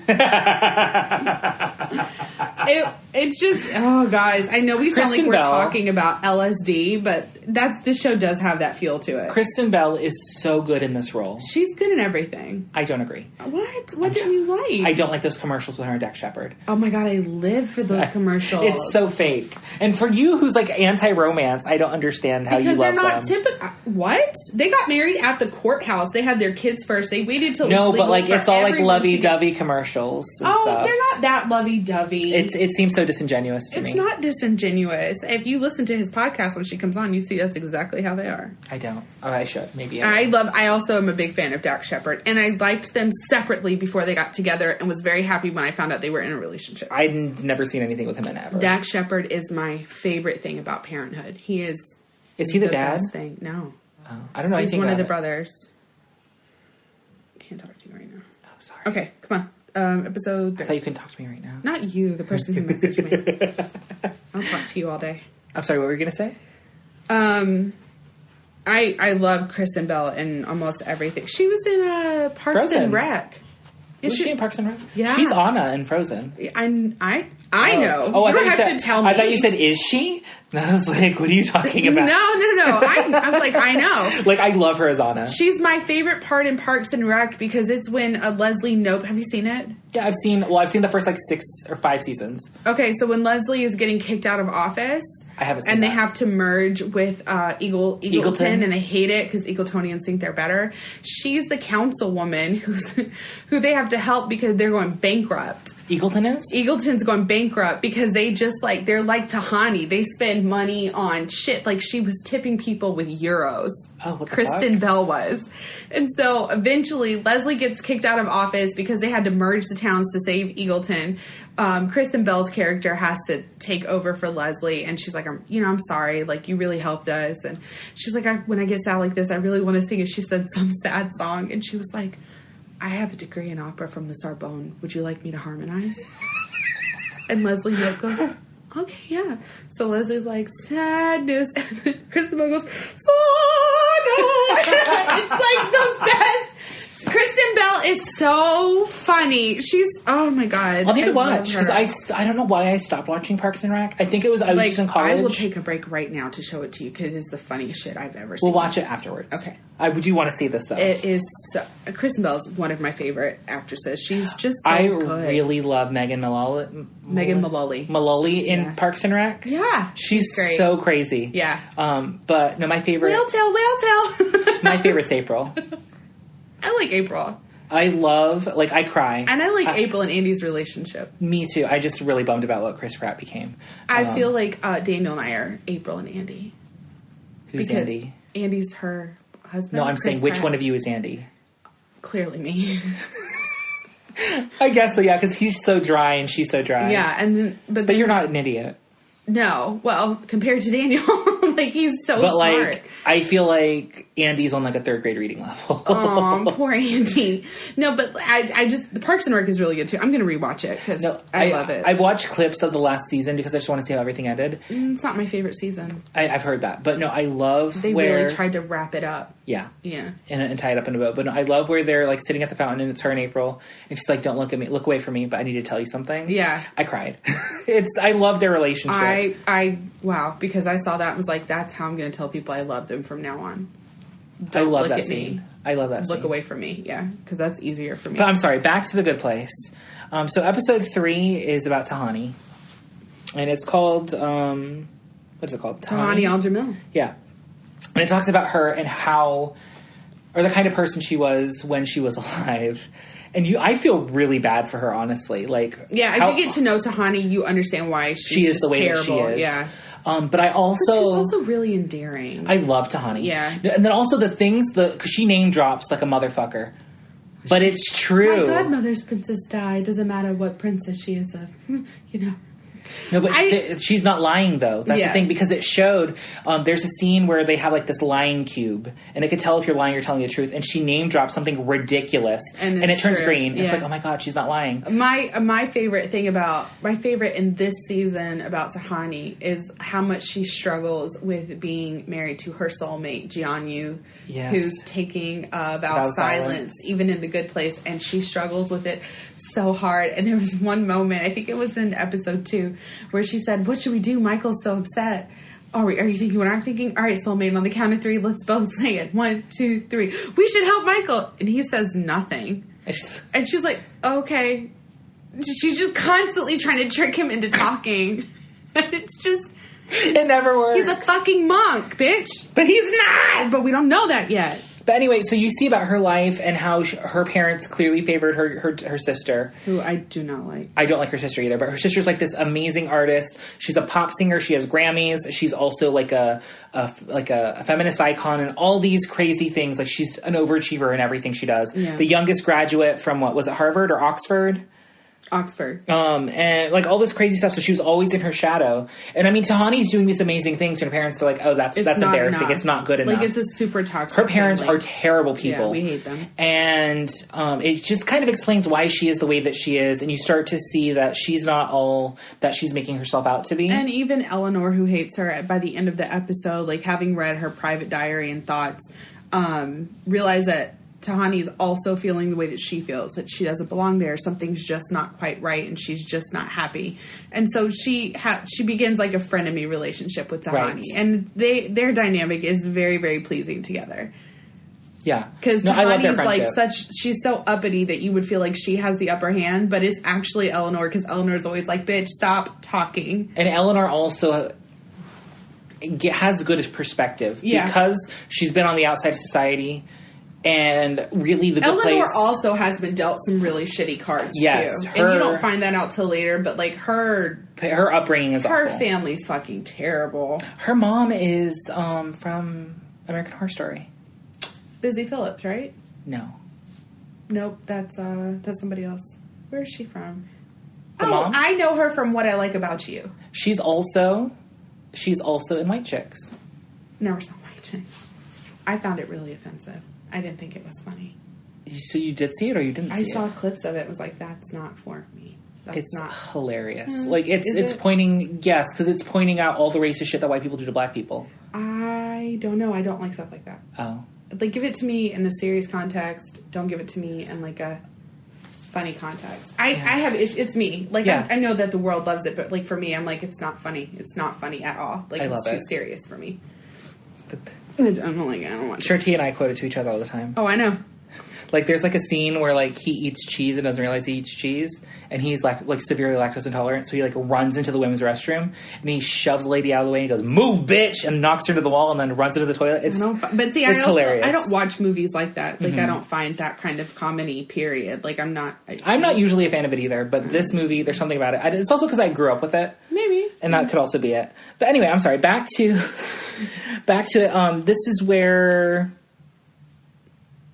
doesn't she volunteer Eleanor to be his assistant at this point? At the very end of this episode. Because initially Michael wants her to be his assistant, and she's like, Tahani. Yeah. And she's like, "No, I'm not the one for this. I think it should be Eleanor." And so she volunteers Eleanor, and Eleanor becomes his assistant. Is backed into a corner. She doesn't want to do it because she knows she is the problem with The Good Place and does not want to help. Exactly. Yeah.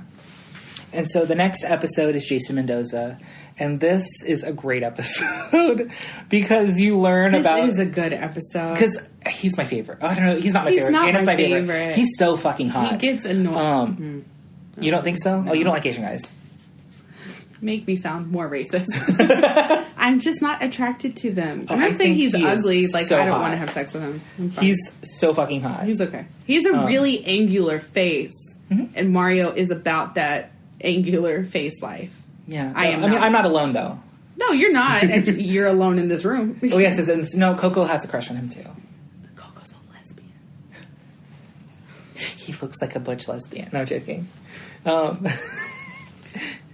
Anyway. So this episode you learn about Jason, who is Jianyu, because Jason's not supposed to be in the good place either. Yeah. And he... But the best part about him confronting Eleanor is that he says, come meet me.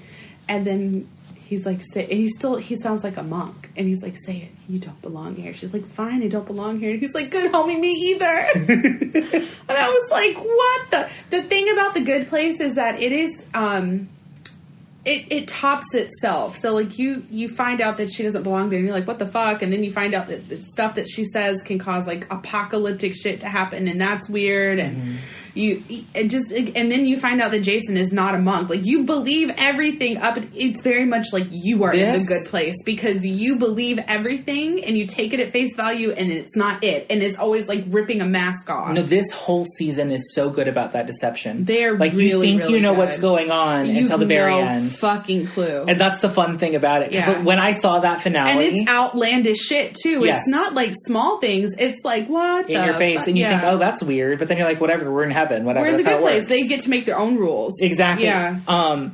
But anyway, they start to bond, and you find out he's from Jacksonville and is like super trashy. And I love how they talk about people from Florida. No, just if you're from Florida, you're immediately going to the bad place. That's you one don't of the have things. a choice. Like, if you live in Florida, if you die, even if you were a saint, you automatically go to the bad place. The same with people from France. Yeah, that's the thing I loved about this show. Also, they list off things that are immediate, like going to hell. Do you have a vanity plate? You're going to hell. Yeah. That's one of my favorite things. Do you read the trashy magazines? You're going to hell. You're going to hell. They're just like weird things that automatically get you into the bad place. It's so funny. It's so so funny. If you're good. from Florida or France, you go to... Automatically. And then you get more points if you steal bread. Like, if you steal bread, sure, you get minus the amount of points. But if you steal a baguette, you get like minus 2,000 because it means you're French. Yeah. I was like, oh my God, who came up with these rules? They're so fucking funny. They're so off the wall. Okay, anyway, Jianyu. So Jianyu, you have his name spelled as Gina. Jianyu. You have Jianya. I have it. That's a U. Oh, that's an error. Jian. It's spelled right the other way. Anyway. Let it go. So no, but it's just funny because it's Gina. Gianna. Jianyu. There you go. I liked the I changed it. No, brought it up. Pointed out a flaw. It's not there anymore. So anyway, he takes her into his butthole. Bud. B-U-D hole. Because at first she thought she was talking about his butthole.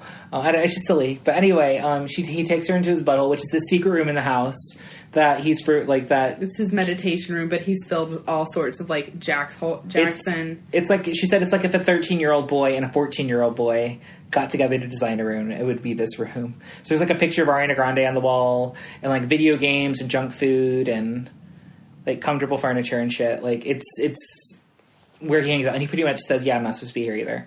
And so they kind of start bonding. And then I think in this episode, she doesn't tell Chidi until the next episode, I don't think. No, it's this episode. Is it this episode? Yeah, because they go to the opening of a restaurant called The Good Plates. Right. And so she doesn't get to eat because it's supposed to be your favorite meal, but her favorite meal was her hunger strike, so she doesn't get food. Well, it wasn't her hunger strike. It's the real Eleanor. The real Eleanor. Jianyu gets tofu, and she calls it his white sponge. And he gets mad. He's like, I'm going to order jalapeno poppers. She's like, no. So they have to make a big distraction. You also have to talk about your food. And he's going to talk about Stupid Nick's Wing Dump, which is the name of his favorite restaurant. At the end, he's like, you broke Jianyu. Yes.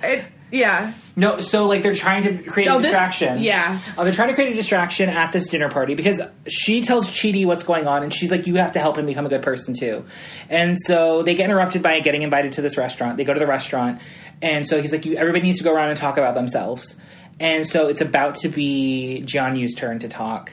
And so, Eleanor and Chidi are in the other room, and she's like, we have to do something to distract them. So they destroy this big cake that, like, was, like, supposed to be the most exciting part of the whole thing, and it causes a giant sinkhole to open up in the middle of the restaurant. Yeah. And basically, I think we are led up to the point where Eleanor is berating Jianyu to take good people lessons too, because if not, Jianyu will out them all and they will all go to the bad place. Exactly. Because he has no filter. He doesn't give a fuck. You also get the idea he has no idea what's going on and how bad the bad place can be.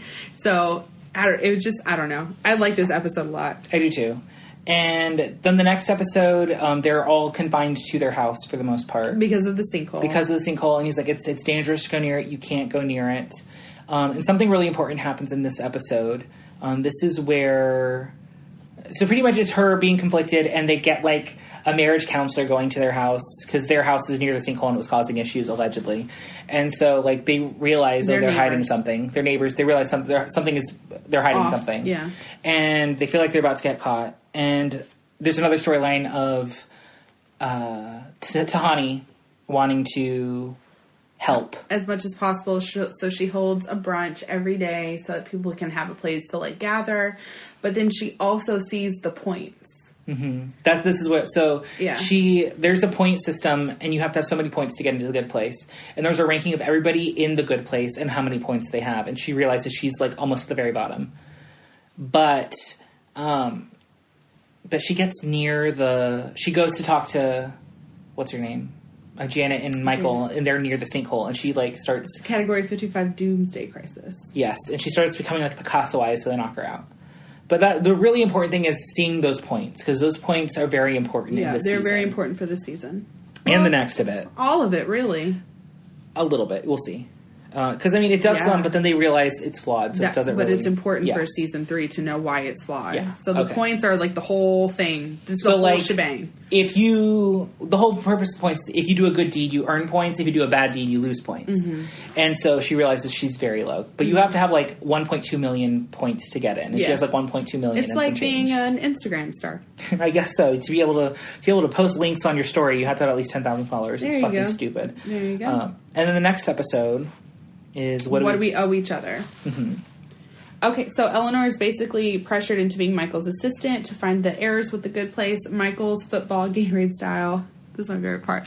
Michael is obsessed with paper clips and office supplies. So when he thinks he's figured out what's wrong, he takes this giant bowl of paper clips and dumps it over Eleanor's head, Gatorade style, at a football game. And the look on her face was just like, and I kept thinking, those paper clips would never get out of my hair. I would be in heaven. I love paper clips. Oh, I hate them. Paper clips are my favorite office supply. Because you can make so many things out of them. Sticky notes. I love sticky notes too. And I pens, actually I bought gold paper clips for my desk at work, even though I don't use paper clips, but I can have them at my desk. I think they're just such a waste of metal. I love to use them as fingernails. You put them on the tips of your fingers and then tap? I am aware. It's not what they're supposed to be. We don't need to go into my proclivities, okay? It's fine. So this is fun because it's basically Eleanor this whole episode trying to get Michael to relax. So they do karaoke and they... Oh my god, their karaoke's so much fun. The karaoke's really cute. A lot of stuff is her kind of like... distracting him. Yeah. But also like kind of getting to know him. This is the beginning of their friendship. Yeah. Because their friendship is integral to this whole show. Yeah. And so she starts showing him what it's like to be human. I'm so sorry, guys.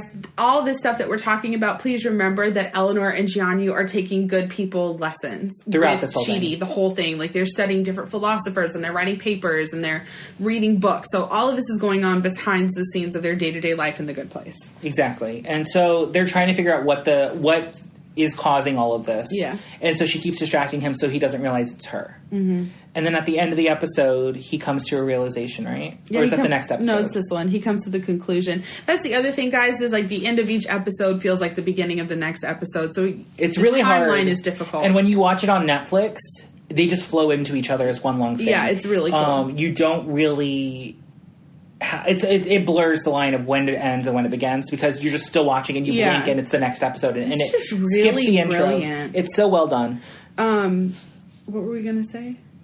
So he has come to the realization that he might be the problem with the good place because the architect of each good place is never really intended to stay there. Mm-hmm. My favorite line from this episode, though, is they go to an arcade and they do the claw machine and they win prizes. Mm-hmm. And he's like, no, this has been a great day. Like, you won that and I won this ugly yellow toddler. And he's talking about the minion. I cracked up. There's actually a few things that I forgot to talk about in our previous episodes. One of the other things that we were talking about who's in hell, he's like, every artist ever is in hell. Mm-hmm. And then he also, in Jason's episode, he talks about a hot chick. And she's like so hot. She's like Nala from The Lion King. And he keeps his ideal woman is Nala from The Lion King. Because he keeps describing hot women as Nala from The Lion King. I don't know. It's just stupid. But that episode's really integral to just them developing their friendship and him starting to care for the inhabitants of this place, which in a bit will matter. Yeah. And so he realizes he's the issue. And so he calls a town meeting, and this is going into the next episode, I believe. Mm-hmm. He calls a town meeting and announces he needs to be retired because he's what's causing all these issues. And retirement's called the Eternal Shriek. Because essentially they're in, like, excruciating pain. They take a melon ball and scoop out your eyeballs, and then they flip you inside out, take out all your innards, and then each part of your burning outside shell is placed on a different sun. A different sun so that you burn it's for all in each eternity. atom, though. Yeah. It's a real elaborate shit, It's super fucked. So you get distracted by all of these rules of the good place and the afterlife in a dimension that we know nothing about, that you don't trust your instincts. Because, like, for me, I was like, that's weird. I was like, oh, but it's the good place. But how is that good, you know? I mean, you fight. I think that's the whole point, I think, exactly. of the show, is you fight your natural instincts to what's, like, really good. Yeah. And so this episode is really kind of a filler episode. Yeah. They just plan a party and they realize, well, because he just says retirement. He doesn't explain this. They don't know, yeah. It's like, well, we're going to throw this huge retirement party. We love you, Michael, whatever. And then, like, towards the end of the episode, he reveals what retirement means. And it's like, oh my God. Like, and they have balloons and shit and a cake and... and then they devise a plan, because you have to order a train to leave the good place. The only person who can order the train is the Janet.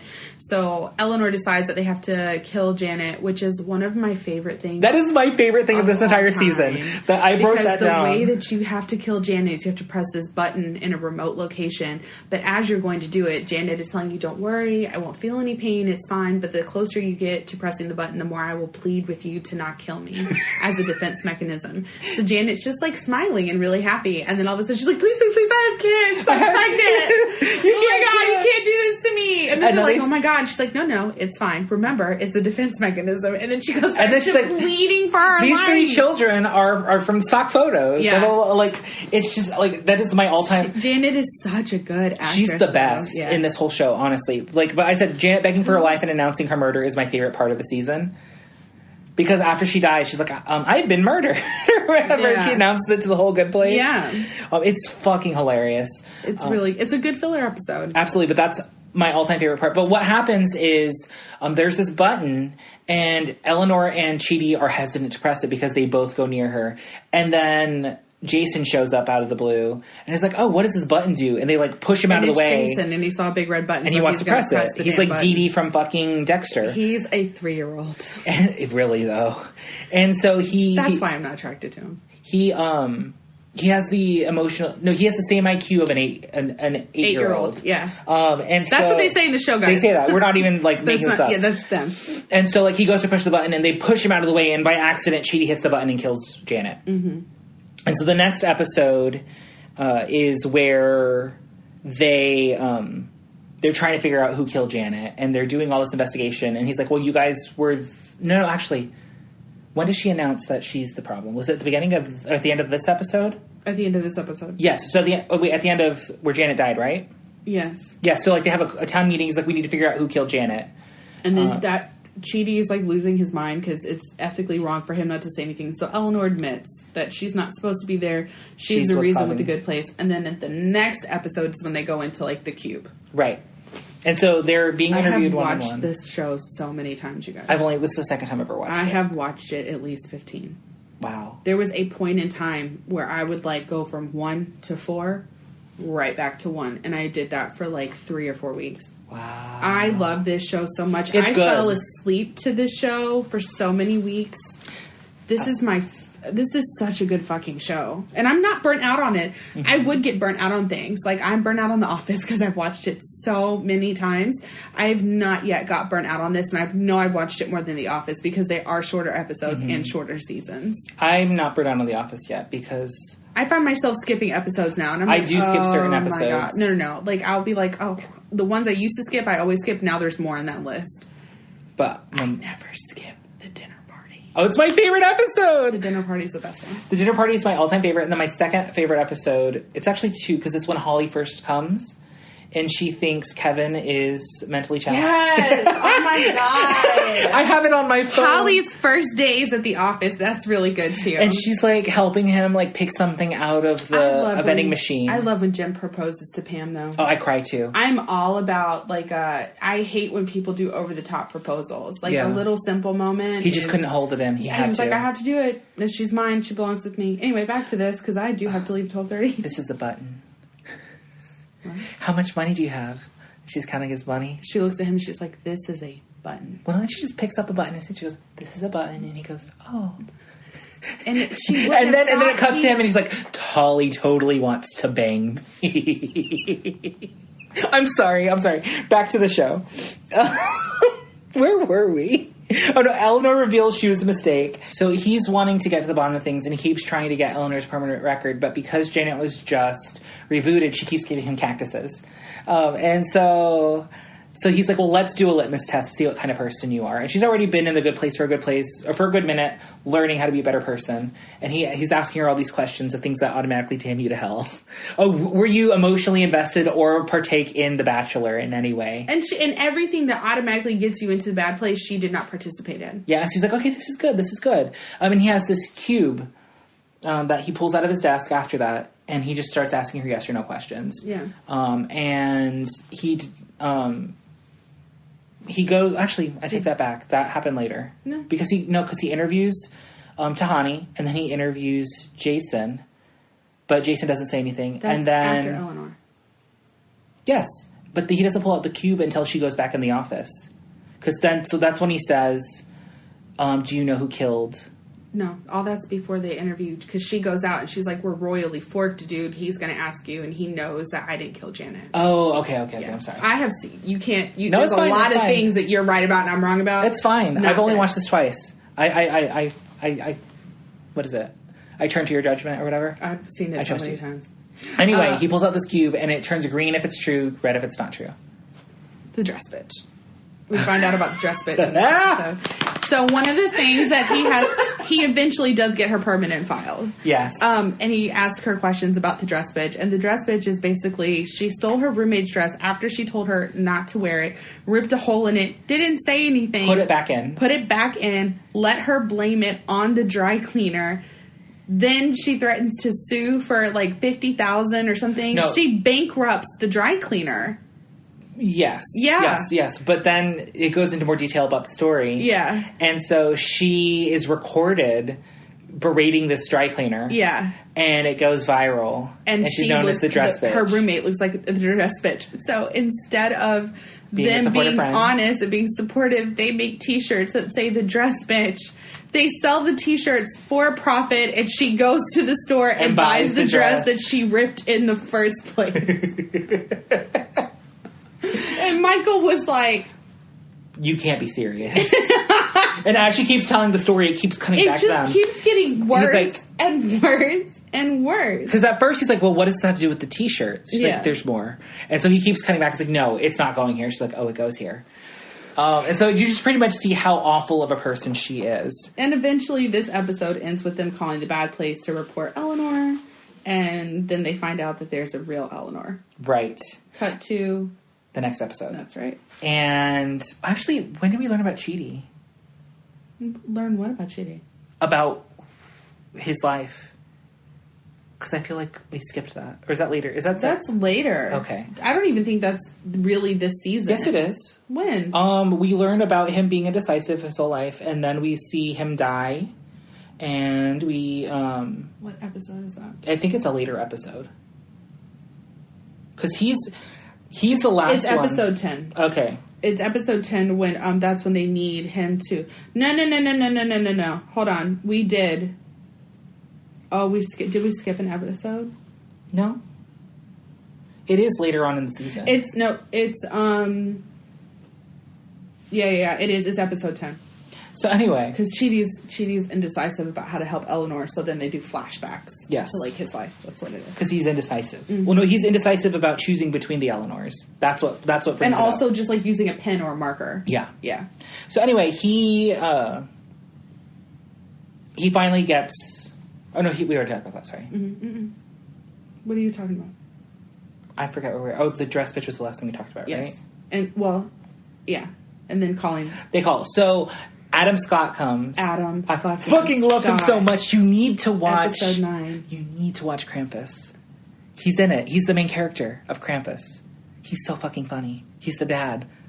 Adam Scott. What have I told you about Christmas movies? It's not a Christmas movie. I don't watch Christmas It's movies. a horror movie that happens to take place at Christmas. What have I told you about horror? But what did you say last episode? That you were going to start watching scary movies. I'm going to start We're watching... going to do Antebellum next. That's different. No? I'm not watching Krampus. It's a black comedy. You know what? I said that I would watch horror movies, but I never said I'd watch Christmas horror movies. So suck on that. I don't like Christmas movies. It's fine. They're so stupid. That's the point of this movie. It's a black comedy. I don't care. But anyway, Adam Scott comes, and he's from The Bad Place.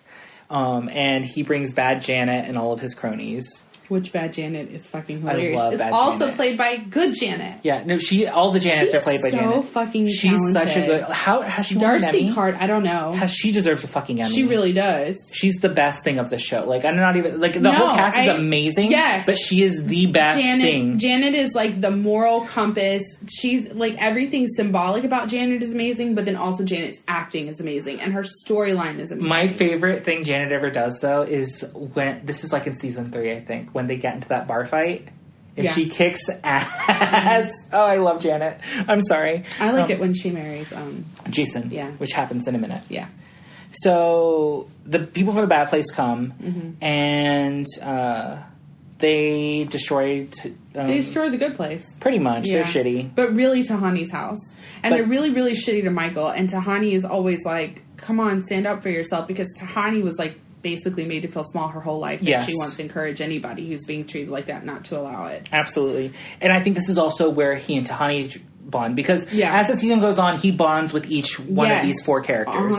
And that's pivotal to the show. Yeah. And so she's encouraging him to stand up for himself. And he starts to a little bit, but... No, he totally does. Yeah. You can get the fork out of here. Well, yeah, but... I mean, it's a little late. But anyway. Whatever. In this episode, we're introduced to the real Eleanor.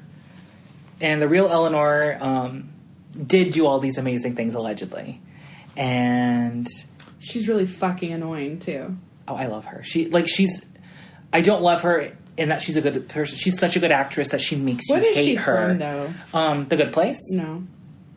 Yeah, she's in The Good Place. No, she plays good Eleanor. Obviously. You're so annoying. I am. Tia Sakar. She's from another movie. Well, while she looks that up, Chidi realizes, okay, this is his actual soulmate and not Eleanor. This Eleanor is the actual soulmate. And it turns out she died at the same time that... She's in Star Wars. Who's she in? Star Wars Rebels. Oh, never seen it. She's in something that I've seen, though. Go ahead. What is she in? I would have to find it. 9 to 5? I've never seen 9 to 5. She's in 17 again? Keep going, please. I'm sorry. Because I will walk out of here at 12:30. Oh, God. She's going to pull a Val on me. No. Anyway. So he meets her and he realizes this is his soulmate. But at this point, he's kind of already caught feelings for Bad Eleanor, too. And Bad Eleanor is in love with Chidi. Like, they make her... Like, the people from The Bad Place are like, oh, you're in love with Chidi. Mm-hmm. And she's like, oh, shit, I am in love with Chidi. Mm-hmm. And so she confesses her love for him. And then immediately afterwards, Tahani is like, no, we're supposed to be soulmates. That's the mistake.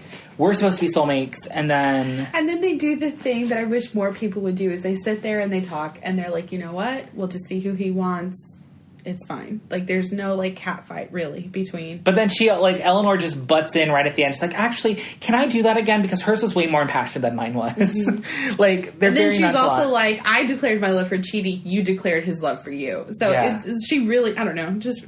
Really As Eleanor's very observant. Yeah.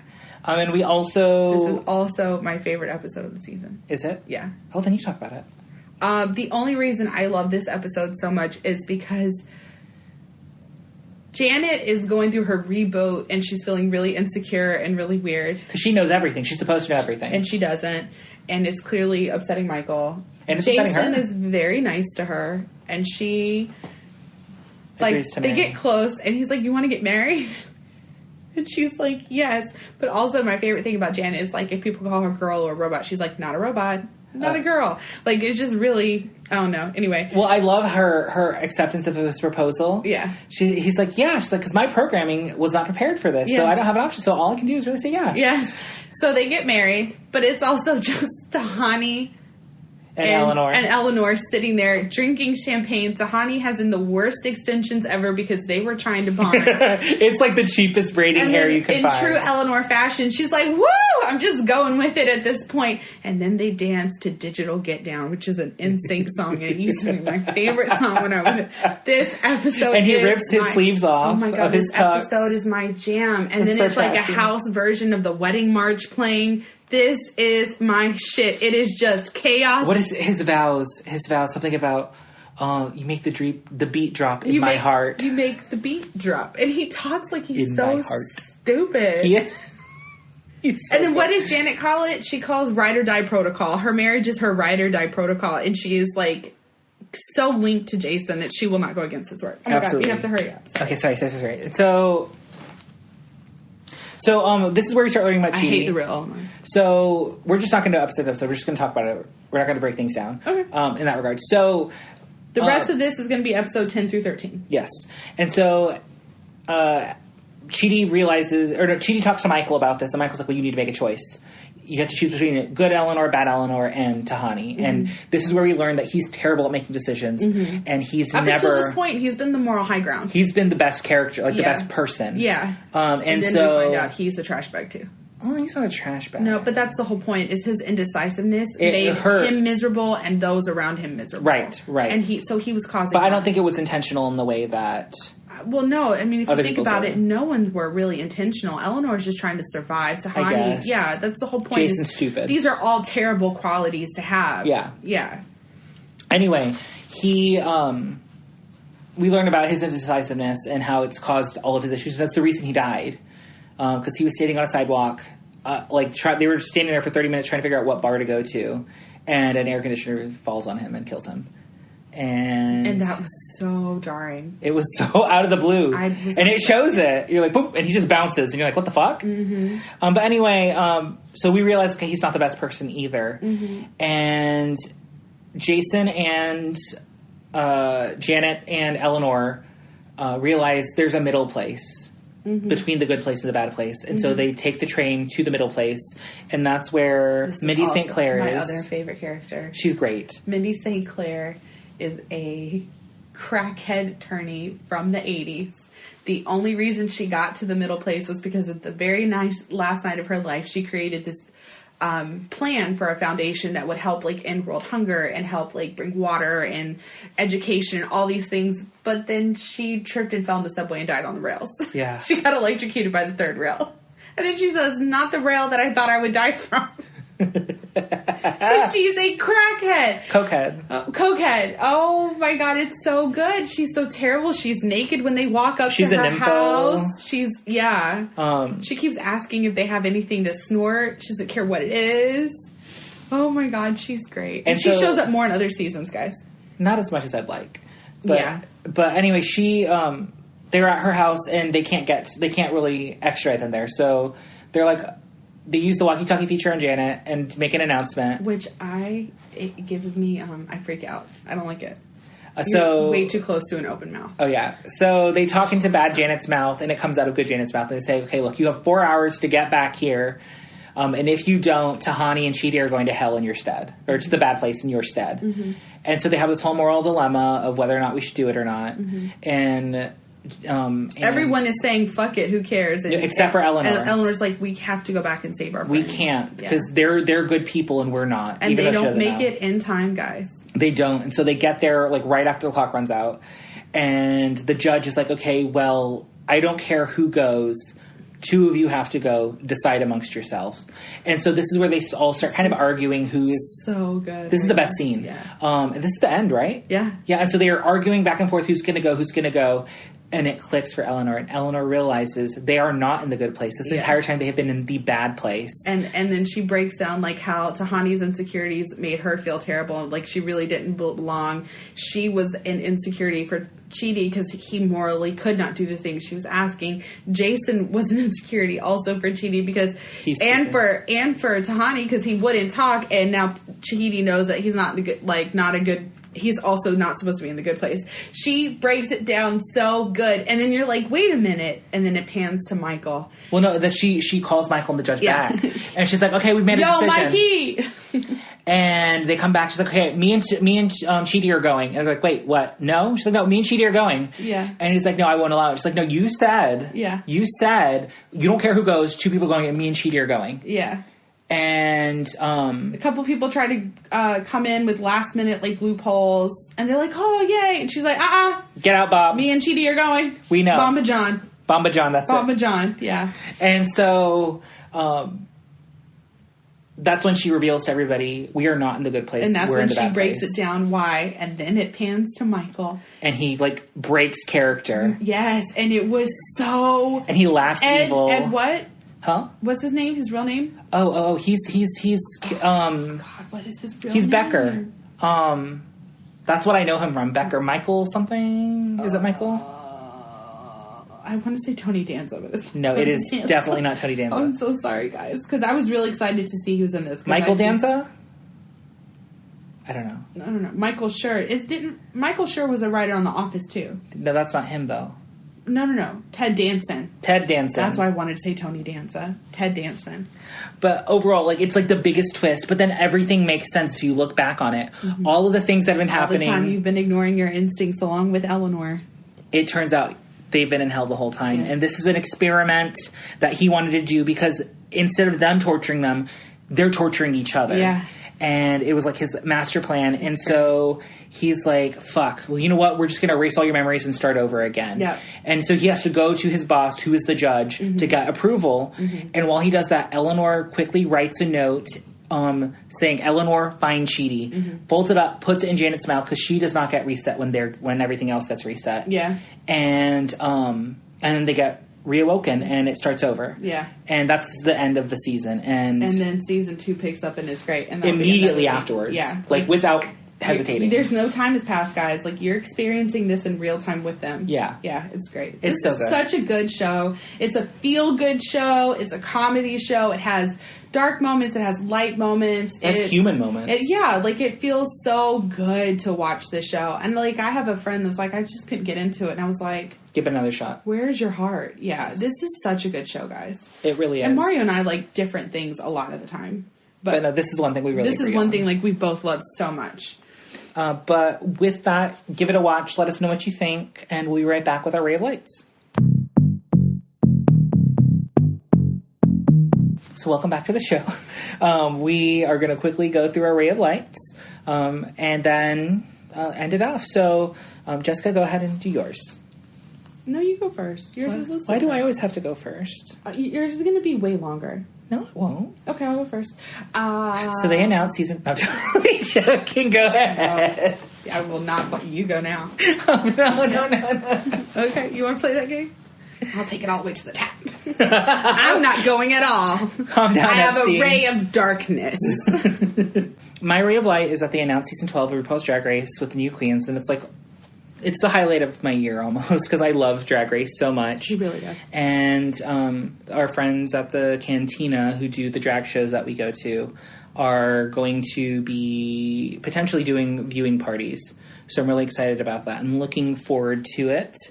I tried out a local restaurant kind of in our area. It's called Stock Market Dueling Kitchens, and we have a lot of small, like, hipster kind of restaurants opening up, and it was really, really good. And I had a great time with my sisters. What is the premise of it? Why is it Dueling Kitchens? Are there two cooks? It's Stock Market Dueling Kitchens, but it's a play on stockyard and fish market, because half the menu is dedicated to land animals and half the menu is dedicated to sea animals. And everything is kind of paired to see, like, what is the best of everything. Oh. So, like, they had really good, like, steaks, and I had paella. It's the best paella I've ever had. How gay of you. Paella? Yeah. Is that a gay thing? It's a gay dish. Is it? Why? It's just a joke. Gay guys know how to make paella. Oh. It's a joke. I don't know how to make paella. I don't either, but gay guys do. I love paella. I'm a bad gay. Well... so that was really nice. And I thought I had another one. I have another one. Okay. Barbie recently released... Barbie, like Mattel? Oh, okay. They recently released non-binary dolls. So I saw them at Target the other day. And it's... You can choose if it's a boy or a girl, or if it feels like being a boy that day. It's a gender fluid doll. And they have, like, 5 different skin tones. And they each come with a wig, so it can be a girl or a boy, or a female presenting or male presenting. And they come with clothes that can be male or female. Like, it's just a really cool concept. And I bought one just to support it, because I think things like this are important for kids to see. And I'm just really excited that Mattel, which is one of the biggest toy makers, is expanding to include something like this. It's a ray of light. Yay. Sorry, and your second ray of light? Did I have another one? Yeah, you said you just thought about it. I thought I did. Oh, you got to know my boss better. I got to know my boss better. I went into work and we had some really nice conversations. On a Saturday. On a Saturday, yeah. So it was really nice. It was just me and one other girl there, and I really liked the other girl a lot. Like, she's really cool. I got to talk to my boss just about some stuff at our company and, like, her experience, and I really, really, really appreciate and like my boss a lot. I think she's a really, really good person and a really good boss, and you can't always get both. She's good leadership. That's great. Yeah, I really appreciate that. Overall, that's all we had to say this week, I think. I'm sure we'll think of something after we leave, as it normally happens. Are you looking up the Good Play or the Parks and Rec thing? Yeah, okay, good. Can't wait. And so, with that being said, please like, rate, and review us on iTunes, Spotify, all that shit. Email us if you have anything to say. If you ever want to come on the show and you live in the area and have something passionate you want to talk about, let us know and we'll make it happen. My name is Mario. I'm Jessica. Sorry. She's not paying attention. I am. I'm Jessica. I'm here. And we'll see you guys next week. Bye. Bye.